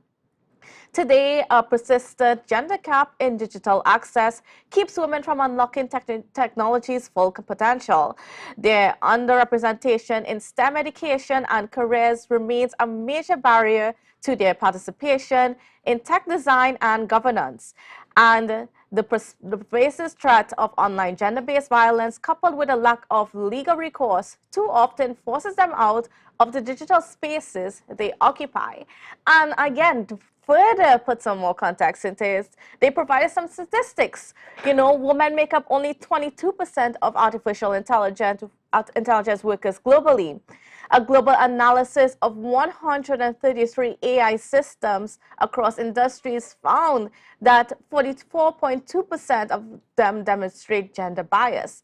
And additionally, and of course this one hits home to people like me, a survey of women journalists from 125 countries found that 73% have suffered violence online violence in the course of their work. Sometimes as women, it seems as though we get easily attacked online, and we've certainly had evidences of it. Men don't experience the same level of, attacks online as women do. But these are just some of the things that, we have chosen, the UNDP has chosen to highlight as we recognize this year's International Women's Day. Are some of the things that we need to focus on, and perhaps, look at the way that we behave, look at the way that we relate to others, especially when it comes to technology, when it comes to our online dealings, to sort of balance the scales a bit. That doesn't mean that we attack men more, but it means that maybe we should be kinder to our women. All right, so now moving on with our show this morning. Well, viewers, we have on set with us Miss Billy Sterling Lewis, who is the Director of Impact Change Concepts, and she's a motivational speaker. And we are speaking about, International Women's Day today, as well as something wonderful that she has planned for women. Good morning and welcome to you. Happy International Women's Day. Thank you. Good morning and happy International Women's Day to you also, and to all of Tobago, Trinidad, and wherever you're watching from. All right, so give us your perspective on this year's theme. That equity when it comes to digital world, the digital world and technology and so on for women. What are your perspectives on that? Well, it is a really interesting theme. The thing about it, the way the international themes are developed, it's developed to cover the entire world. And for us in Trinidad and Tobago, we don't have that great an issue. Not that we don't have an issue with women in technology per se, but it's not as great as other areas, like, for instance, some parts of Africa. Not all of Africa, some parts of Africa, some parts of Asia, and other developing areas in the world. So what this does, it opens us for us in the Caribbean, in Trinidad and Tobago, in the US and other parts of the Western world, opportunities to do more. The truth is, no matter how far we have come, we do not ever get to the mark that we need to be at when it comes to women and equality and equity. I'm one who doesn't necessarily promote equality only, but it's about equity. Yes. It's about what do I need to be all that I have been created to be. And so in our sphere, what we see is that a lot more girls are moving in. We have our smartphones, we have our tablets, we have our computers, and our girls are tech savvy. right? And they're using it for education. We see more girls. I love to see the STEM office across the hall there. We have more girls in science. We have more girls in STEM education. But what we do have happening is that so many times on the reverse side, it is being used in negative ways. And so for me, the way I envision the theme is getting our girls who are not yet there, because we have some persons still in rural areas who are in poverty, who are still not up to the mark technologically. We need to expand and reach out to them, definitely. But when we bring them in, we need to have a program where all our girls understand the power of technology and how to use it in a positive way. We have seen so many issues of gender-based violence where technology is concerned, where girls are being posted over the media in nude, and you talked about women in journalism being attacked. What we find is that girl-on-girl violence with technology tends to be very high, you know? So these are the things we want to do as we empower our girls to come up, to see the value, the power of technology, teach them to use it in a way that doesn't bring their power and their value down. Now tell me, how do we get to that point where we can really reach out to, whether it's our girls or actually society as a whole, to sort of change some of the behaviors that we exhibit online? Yeah. Listen, education is always the first step. Education, understanding, support. When we talk about education, I know the Division of Health back then was family development. Yes. They ran a program, even before that, from the gender unit, where they looked at you post it, you lose it. So we teach people that the internet is a holding space, the World Wide Web. So whatever you put out there stays there. And that's why so many times people have moved past that, but somebody brings something up from 10, 15 years ago. We educate them, and then we give them opportunities, even in their own sphere of influence and operation, to use the technology in a way that will benefit them. So as a 16-year-old, what can I do with my technology? What can I do with my smartphone? Besides TikTok and, you know, go on whatever else, Instagram, they go on now. They call me old now, and I don't know how that happened. But yes, how do I use my technology in a way that's going to push me into the next era of my life? It's especially important at the teenage level, but also for the men and the young boys. We teach them the same thing. How do we use our technology in a way, and then we provide the opportunities for them to actually use it in a way that benefits them and pushes them into their purpose. Now, when it comes to, I mean, I want to touch on equity a little bit, but before that, I want to get into, why do you think that women are more susceptible to being bullied online and being attacked online than men? Well, here's how I'd start answering that question. Why are women susceptible to most of the violence anyway? You know, going back in society, women were often, we were seen as inferior. Yes. Actually, I have the privilege of teaching gender and psychology at the University of the West Indies. And this is one of the things, I have a bunch of powerful girls in the class, young women, and we talk about that to see them come to that place where they understand women were always seen as inferior. They started way back when in the early 1800s by saying we were inferior because our brain was smaller. Yes, than the man's brain. And then they linked it to labor and tasks.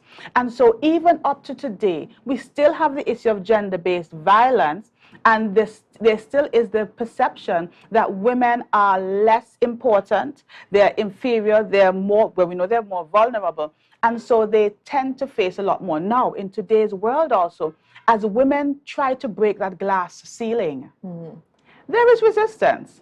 You're not going to bring somebody from the dredges up and not have resistance. Yes. And so we have that as women move into the political sphere, as women move into higher education. And we're seeing that most of our universities, 60% plus are female enrollment as they move into the education, as they move into business ownership and small business. Even look at that. Most of our small businesses are female-led. Our larger corporations are male. So there's still that disparity, that inequality. And so as they push and then when and we're talking about, we're not yes. just saying that you have to have 50% women involved. No. So no. It doesn't have to be equality in terms of 50-50, half and half, but it has to be equity. So as they push that glass ceiling, there comes that resistance. There are men who still feel you shouldn't be out of the home. And so the violence is perpetuated. There are bosses who still feel that women's role in the organization is to provide a good look and a satisfying sexual experience. Trust me. And I love singing Sandra's song, "Keep your money, I'll keep my honey, and die with my dignity." Those are the things that we see coming out. So the violence continues because there's still a perception that women are not equal to men and don't have the capacity as men do. Right. And now, I mean, as we're moving on with the conversation, now you are having something very special, something that you've done quite a few times in the past, and that is the International Women's Day Empowerment Cocktail. Yes, not just a cocktail, but it is the Women's Healing and Empowerment Seminar. It's held every year to commemorate International Women's Day. This is the first time I'm having the cocktail, so I'm very happy and excited about that. So that's this evening. But the Women's Seminar is really a forum where we bring women together of all levels, because I'm about bringing all of us together, and to share and to empower. So this year we're having the Empowerment Cocktail this evening at 6 p.m. Invitation only. I'm sorry about that. But we have the Empowerment Training Seminar, which is Thursday and Friday, 9 to 3, both days. And this year we have a special guest along with myself looking at the issue of grief and grief growth and recovery. We have seen women go through grief in astronomical ways in the last 2-3 years. Well, on the whole, but we know what COVID has done. The loss of income, the loss of relationship, the loss of life, the loss of esteem, the loss of so many things. And the goal of this year is to help women understand how to go through that grief process and grow. And grow. There's always growth that can come out of grief if we understand how to approach it and go through it with the right support. So persons who are out there, they are free to, we can still take you in for the seminar to Wednesday, Thursday and Friday. You can give me a call, 294-3444 or WhatsApp, and you'll be able to get on. There's a cost involved, but we will work with you. And where is this taking place? So the cocktail will be held at Shepherd's Inn this evening. Again, I must repeat, if you got the invitation, you're in. It's not open because we have limited resources, but definitely it will be shared. But the empowerment training session, the training seminar, will be held at Bonaccord in Multipurpose Center, 9 to 3, Thursday and Friday. And we have a special guest, somebody I worked with years ago when I lived in Barbados, Dr. J. We call her Dr. J, but she's Janelle Chase Myers. She's also a therapist. She's a grief specialist like myself. We have worked in addiction for over 10 years. We've been in the field, and she is just powerful. She also runs this fit movement. So what both of us do in our work is that we incorporate holistic healing. We don't just do psychotherapy, because we understand the brain is only one part of this whole dynamic body. And healing and recovery must engage all of who we are. So she'll be here. She arrives this evening from Barbados, but we're looking forward to a powerful time Thursday and Friday in the training seminar on grief and grief recovery. All right. So you women out there who, might be struggling a bit because, it's been a tough year, tough couple years, I should say. Yes. So, get connected and reach out to Miss Billy and, experience some encouragement and some help. Yes, definitely. And again, 294-3444, you could WhatsApp or call, and we will be able to accommodate you. All right. Well, thank you so much for being on with us. So viewers, you have a lot more on the program, so please don't go anywhere because we'll be back right after the break.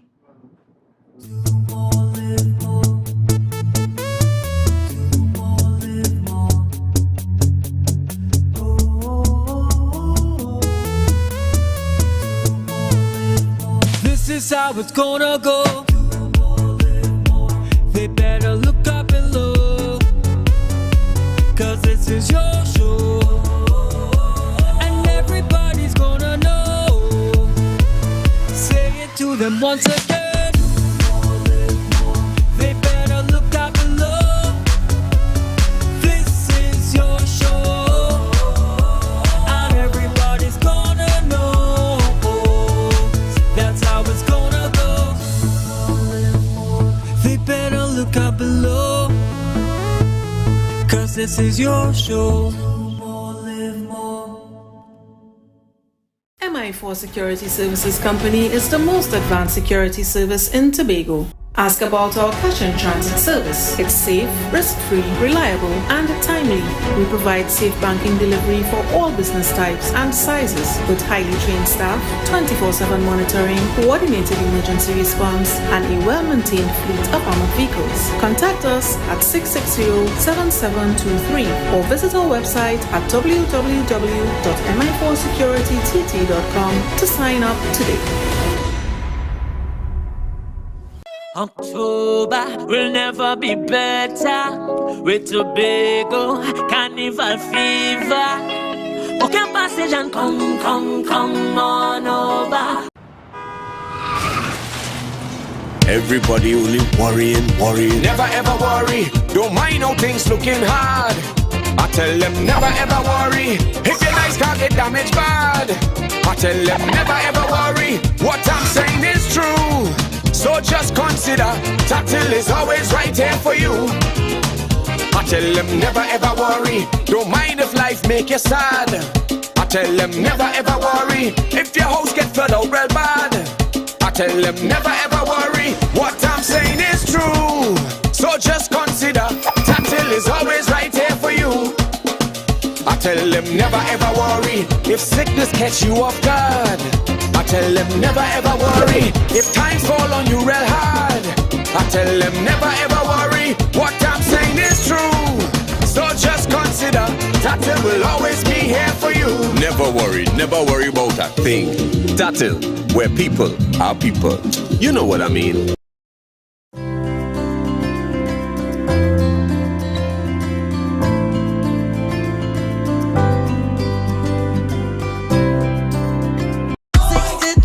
People strong, and the vibes is never wrong. We are beauty, we are power, we are people in the sun. Welcome back to Good Morning Tobago on Tobago Updates. Well, viewers, we are continue to celebrate our women on International Women's Day. So we are connecting you with Germany and to see what's going on in Germany as Tobago has a contingent there at ITB trade show happening right now in Berlin. And, we are making sure that we connect with some of the women that's behind the scenes and making sure that things happen so that we in Tobago can benefit in the tourism industry, especially from the German and the Scandinavian markets.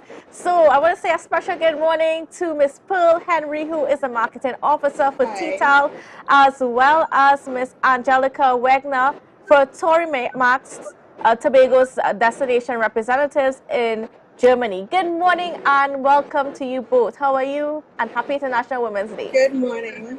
Good morning. Good morning. We're very cold. Very cold. Very cold. I bet. Well, don't worry, you're gonna get warmed up pretty soon. Now I want to start off this morning's questions with just to give us an idea of what, for the viewers who do not know, what is the ITB trade show and that's happening, and why is this important to Tobago? Okay, well, the ITB is basically the largest tourism trade show worldwide, normally attracting attendees of over 20,000.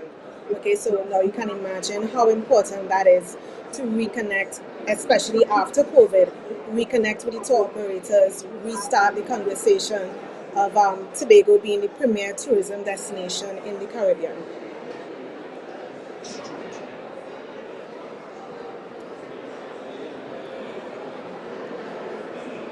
I'm sorry, Candice, I lost you. I'm not hearing you clearly. Can you repeat? Oh, sorry. I was just wondering, what's the contingent like? What's a team like over there in Berlin?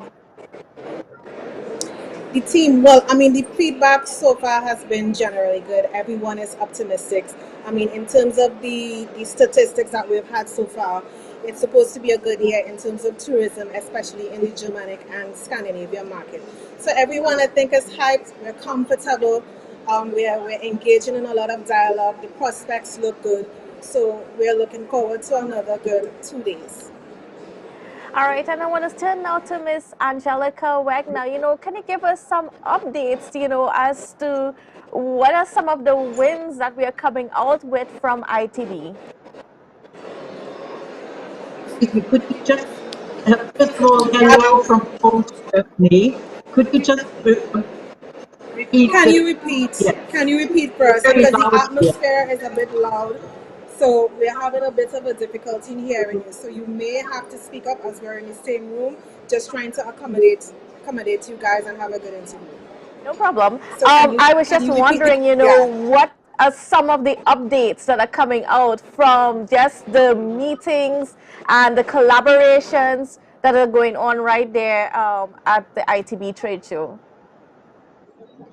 So I think up to now, we are now on the day 2 of ITB, and it's extremely busy. And what really impresses me, as having been with ITB for so many years, how busy our stand is. It's amazing the interest among the trade. We are seeing visitation from the biggest wholesalers. We had some really great positive meetings, and I think the overall impact that this show is giving us, or the impression that it is giving us, is how positive the relationship is between the German trade and how big the interest is in Tobago. So we really seen visitation from our biggest wholesaler partners, and they are extremely positive and very dedicated to Tobago. So they all embrace the fact that we are seeing a restart of Tobagonian tourism here in this market, and they all see and clearly reconfirmed and emphasized the big potential that this beautiful island has for the German market. So yes, I think it's been a real reconfirmation of the status that Tobago gained even before the pandemic, and it's great for us and very optimistic. I think a very optimistic trend and development that we see us being embraced by our trade partners. And of course, we will now support and follow up on this with, getting us on the radar of the consumers as well, so that we see the same impact there. What do you see for the future of the partnership with TTAL? What does the future hold in terms of how can you both work together to bring visitors to Destination Tobago? To understand. I'm sorry, it's so noisy here. We've got the Dominican Republic here that's too noisy. They're not as sophisticated as we are, like being a little bit, like nice. So maybe you could just repeat it once again. I was just wondering about, what does the future look like in terms of the partnership with TTAL, with Torimax? How do you see this partnership going? So I think we are really heading into a very strong relationship. I have been working with Tobagonian authorities and with the marketing teams for 10 years already, and it's been an absolute pleasure. I see so much potential in the destination because it really caters for so many things and experiences that especially the people of my markets, the German-speaking markets, Germany especially, of course, and Austria and Switzerland, what they are longing for, especially now after the pandemic. So they want to rejuvenate, they want to, really, they seek privacy. They don't want to go to mass tourism destinations. For me, it's an absolute pleasure and honor to be able to showcase and promote this island, such a beautiful island, to my markets. And there is a clear trend for customers here to respond to all the uniqueness and the unique factors and elements that the island has to sell and to showcase. So for me, it's I think I see a very, very positive trend for the island. And given the fact that we are already working on great marketing activities, I am sure that we will see a very strong impact. And I hope with my work I can dedicate to this. Great. And Pearl Henry, could you give us an idea of, just the Scandinavian prospects? We had the Apollo flight some years ago, and I know there are attempts going on to perhaps get back a flight of maybe Apollo or something similar, so we can get tapped back into the Scandinavian market. Are there any positive strides being made there? Yes, I mean, there have been conversations, Candace, at this point in time. I can't really go into the details and confirm that, yes, there is going to be a flight coming from Scandinavia or no. But what I can say is that the conversations are continuing. The prospects sound good, so we'll just have to wait and see where we go from there. So what's the schedule like for the next day or two? Because I think it wraps up tomorrow. The trade show wraps up tomorrow. It does. The conversations were good thus far. In terms of TITA, we have a busy schedule. We have meetings all day. The meetings are held with tour operators, bloggers, just persons who have a general interest in Tobago and in the Caribbean as well. So basically, the same schedule tomorrow. Meetings all day, promoting Tobago, speaking about Tobago, talking about the various niches that we have as well. So yeah, that's basically it for the next day and a half. All right, and Ms. Wegner, what advice can you give to some of our tourism stakeholders in terms of preparing for German tourist arrivals? What do German tourists want to see at this point in time on an island like Tobago? So I think the most important advice I would like to give is to point out that especially value for money will be the main decision-making factor for German consumers. Currently facing some challenges here in the market with rising costs for fuel and energy and all that. So the German consumers, they always were the biggest spenders when it comes to holiday travel. And again, we already see that because we have been seeing in a press conference, we have seen results from wholesalers which show that the expenditure on travel has already reached the pre-pandemic figures. So that is a very, very positive sign. And of course, we all want to leverage of this. But on the other hand, the customers will be very sensitive and very savvy about where to spend and what to spend their money for. So I think there are a few things that our stakeholders and tour operators on the island should keep in mind. First of all, be proactive. Reach out to TTAL. Be in a constant communication about your products, about your properties. Keep us updated so that we can feed it to our trade partners, because communication is really becoming key. We have to be very transparent about developments, about challenges that a hotel or a tour operator might have.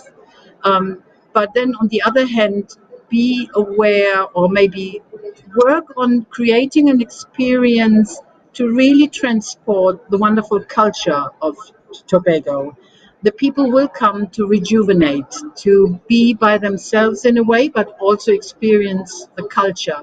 So I think one of the most important things will be to openly showcase, the hospitality and, the, wonderful lifestyle and way of life that the island has to offer. And when you really reach out to the guests that will be coming, it's an easy game for Tobago because it has got this wonderful culture. And then another thing is really important. Make sure when you have guests from Germany that they talk about the wonderful experiences that they have with you and on the island. Because we all know ranking and commentary on websites like TripAdvisor, or in Germany it would be a holiday check. This will become key because customers will reach out and do research and see what other consumers have experienced. So be proactive, ask customers for a steady feedback, and just encourage them to talk about it online. Right, great. Well, so Miss Bill Henry, I want to give you the last word. You know, just to update, just to speak to the Tobago public, and just to give them an idea of what can we expect when you guys come back. What are some of the hopes? Well, basically, ITB lays the foundation for gathering information, and that determines what strategies that we're going to be engaging in for the next year and beyond. So basically, what we're doing now is gathering insights, gathering information, because you would have imagined that post-COVID, a lot has changed. Trends have changed. Customers, visitors, they are not the same.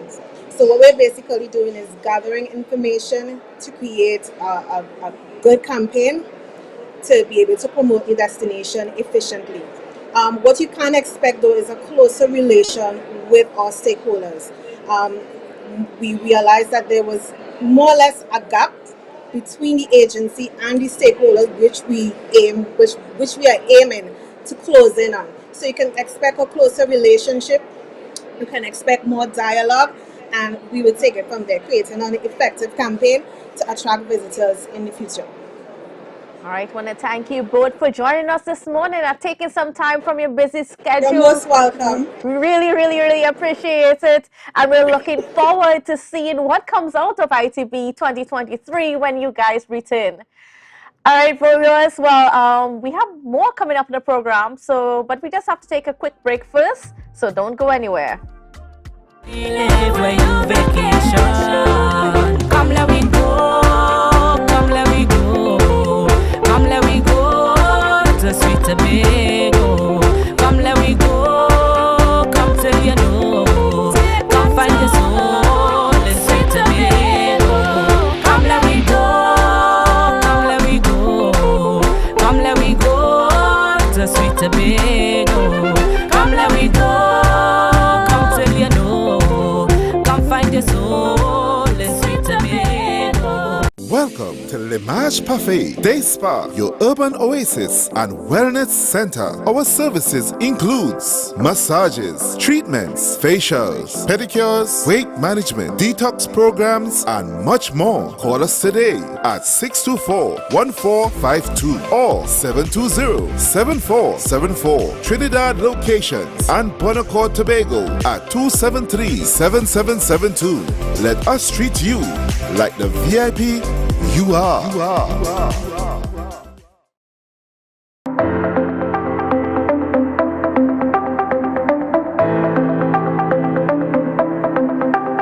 Full disclosure with the executive every Thursday at 8 p.m. only on Tobago Updates. Real questions and honest conversations with the sole aim of keeping you fully in the know.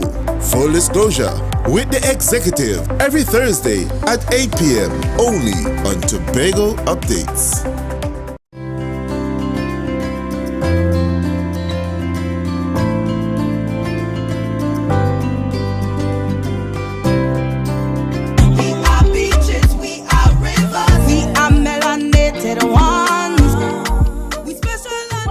Good morning, Tobago on Tobago Updates. Well, viewers, we are continuing our focus on women and some of the things that our women are doing in our space that is quite remarkable. So joining us now, we have Miss Darylyn Smart, and she's the Managing Director of Smart Foods Caribbean Limited. Yes. Good morning and welcome to you. Hi, good morning, Candice. And Thank happy you. International Women's Day. Same to you. Thank you for it's a pleasure being here. Now, you are a very big advocate for women in agriculture and, just making sure that our women have a space there, which is quite male dominated. Yeah. Yes, agriculture, and I have to add to agro-processing because I was the former chair of the Tobago Agro-Processors Association. So I am a big advocate for women in agro-processing and agriculture. Agro-processing is mainly women dominated, and agriculture, you see a lot more men there. And I think that there is the opportunity for women to bring innovation in both spaces. Now, when we look at, agriculture itself, farming and that sort of thing, we have come through a period where for a while we look down as a society on farmers. We're starting to change that now, and we've had quite a lot of conversations within our national space to sort of uplift and change the way we look at farmers. Is there space now for a woman to be in agriculture and still be looked at as a strong career woman? Oh yes, there's a lot of opportunity for that. What is needed now in the agriculture space is innovation and adding technology to agriculture and bringing it into a whole agri-tech space. And I think that is an area that women can get involved in, bringing technology and innovation in agriculture. It's limitless what we can do in that space, and how technology now, whether it is through AI or all of the other things that are flying around these days, and how we can take some of those emerging technologies, merge it with agriculture, and be able to have production at greater rates and at greater quality, so that our processors can be able to be self-sufficient on this island especially. Now, what can you tell us about women in Tobago using technology in the field of agriculture? And we're going to get to agro-processing in a bit, but I just want to focus on agriculture for... Well, I have had some conversations with some women who are farming, and there is an interest in that space. But traditionally, we know agriculture as the hoe, the fork, the cutlass, even the tractor and those sort of things. But with the emergence of all sorts of things, climate change and all of these sort of things, there is an opportunity for innovation. For example, in 2020, I met with 3 other women in the Caribbean, 2 from St. Lucia, 1 from the Bahamas, and we developed a device that can test your micronutrients and NPK for farmers. Now that is taking a tech solution and applying it to a farm. So the farmer doesn't have to now take soil samples to go to a lab. From on their farm, they can use the device and they can say, okay, we need nitrogen, we need phosphorus, or it doesn't have enough water, or all of these sort of things. So that is being piloted now in the Caribbean, and because of that, I have had the opportunity to meet with other women that is doing tech in the agriculture space and is doing very well in terms of supporting farmers and our food production in the region. Now, whether it's farming and whether it's agro-processing, do you think that there is there hesitancy among women to utilize technology? Because, technology is often seen as a field for where men are easily channeled into. Is there any hesitancy at all? I haven't seen it. I'm not saying that it isn't there, but I have not seen it. I am seeing more and more women going into things like coding, going into app development, going into a lot more things, and I haven't seen any hesitancy. I think that by nature we are a creative species, and it's a way for women to use our creativity to pilot things and to champion things in our spaces, whether it's in agriculture, whether it's in agro-processing, whether it is in beauty, whether it's in construction or engineering or mechanicals. I see women more and more taking the step to innovate and pioneer in those areas. Are your ideas welcome? Your ideas of technology, your innovation, I should say, not just ideas, because you made it happen. Was that welcomed? Oh, it was. And I must say that we received a lot of support from the Caribbean region. UNDP office in Trinidad and Tobago supported us. Complete Caribbean out of Barbados supported us. And even we had some government agencies in St. Lucia support us as well. So I'm seeing that the region is more moving forward to women in technology, innovating, doing things that are different, and we are receiving that kind of support throughout the region. So women should be encouraged. Of Encouraged to course. put their foot out there. Of course, there is a wide open industry for us to get ourselves involved in. And we can take technology and innovate any other industry or any other sector that you are in, even journalism like yourself, and how you can take innovation and technology and improve what you do on a daily basis. The opportunities are limitless. Now, one of the things that you've also been pioneering, I would say pioneering, is that of a fruit and vegetable waste reduction program. Yes. Tell me a little bit about that. Well, this has been a few years in the making. I have been planning for a while. For years, we have been hearing in this Tobago space how there is a lot of wastage of fruits and vegetables, mangoes, five fingers, and those sort of things. And mangoes is one of these things that a lot of people on the island have an issue with. So many mangoes during the year, and nobody knows what to do with it. So what we did is that we came up with this program where we're not telling you to, there are some homeowners that have agreed with us that we would utilize the mangoes from their trees, but we're not saying we want to take your whole tree. What we are saying is that you have your trees, you can eat, you can give away, friends and families, but if the tree is still bearing and you don't know what to do with it, our company would be able to take those fruits off of your hand, whether it's mangoes, five fingers, passion fruit, tamarind, guava, whatever it is. We have provided an avenue where those excess fruit can come to us. We will add value to it and then sell to other local manufacturers or regional manufacturers that are in need of some of the value-added products. So, like, what are some of the things that you are able to process out of it? Yeah. Well, we have some clients that ask for pulp in varying forms, either a variety-specific pulp or a blended pulp. So we are able to do pulps. So we have mango pulps available. We have golden apple pulps. We have, we're hoping to get pomerac pulps. The aim is that at every season, we're able to minimize the wastage that we are having on the island and be able to hoard those products and be able to add some value. So we can do, say, for example, you're a cheesecake manufacturer and you're looking for a local twist to your filling, the thing on top. You know, traditionally we see the cherries and the blueberries and those sort of things.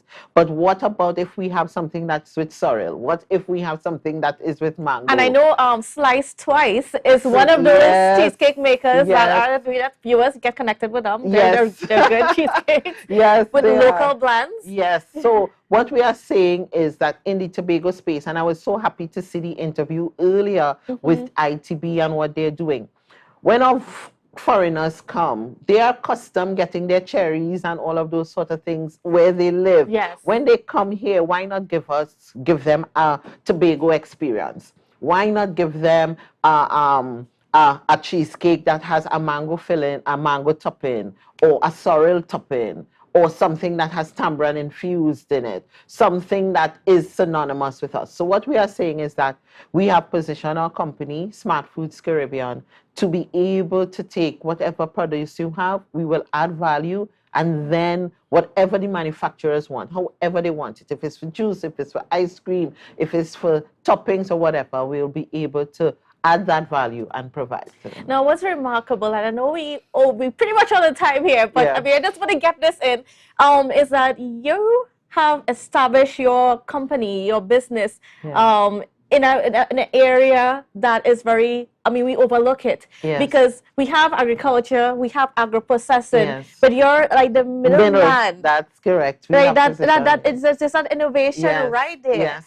And I mean, like, what inspired you? I mean, very briefly, what inspired you to just fit in, find that little spot to fit in? I have been on both sides. I've been straddling agro-processing and agriculture for the longest while. And there was always something that was missing in the middle there. And because of COVID, we decided to let's try and pilot and position ourselves there. So we piloted ourselves last year, see how it worked, see how everything, and we believe that we can become a solution. Great. Yeah. Now, I mean, for those of you who are watching and are eager, how can they get connected with you? Or they can call or WhatsApp 310-0611 and could contact us there. All right, so there you have it, viewers. Miss Darlene Smart. Man, if you are in agro-processing and you need the pulp from fruits and so on, Yes. hey, connect with her. Make it easier on yourself because you should be focused on agro-processing. Let somebody else find the raw materials for you. All right, viewers, I want to thank you for joining us on this International Women's Day. You know, all week we at Tobago Updates continue to celebrate women with our all women, host and guests. So yeah, stay tuned tomorrow, and women especially, have a wonderful day. Take some time to give yourself a little treat today as well. All right, so have a wonderful day and see you again tomorrow.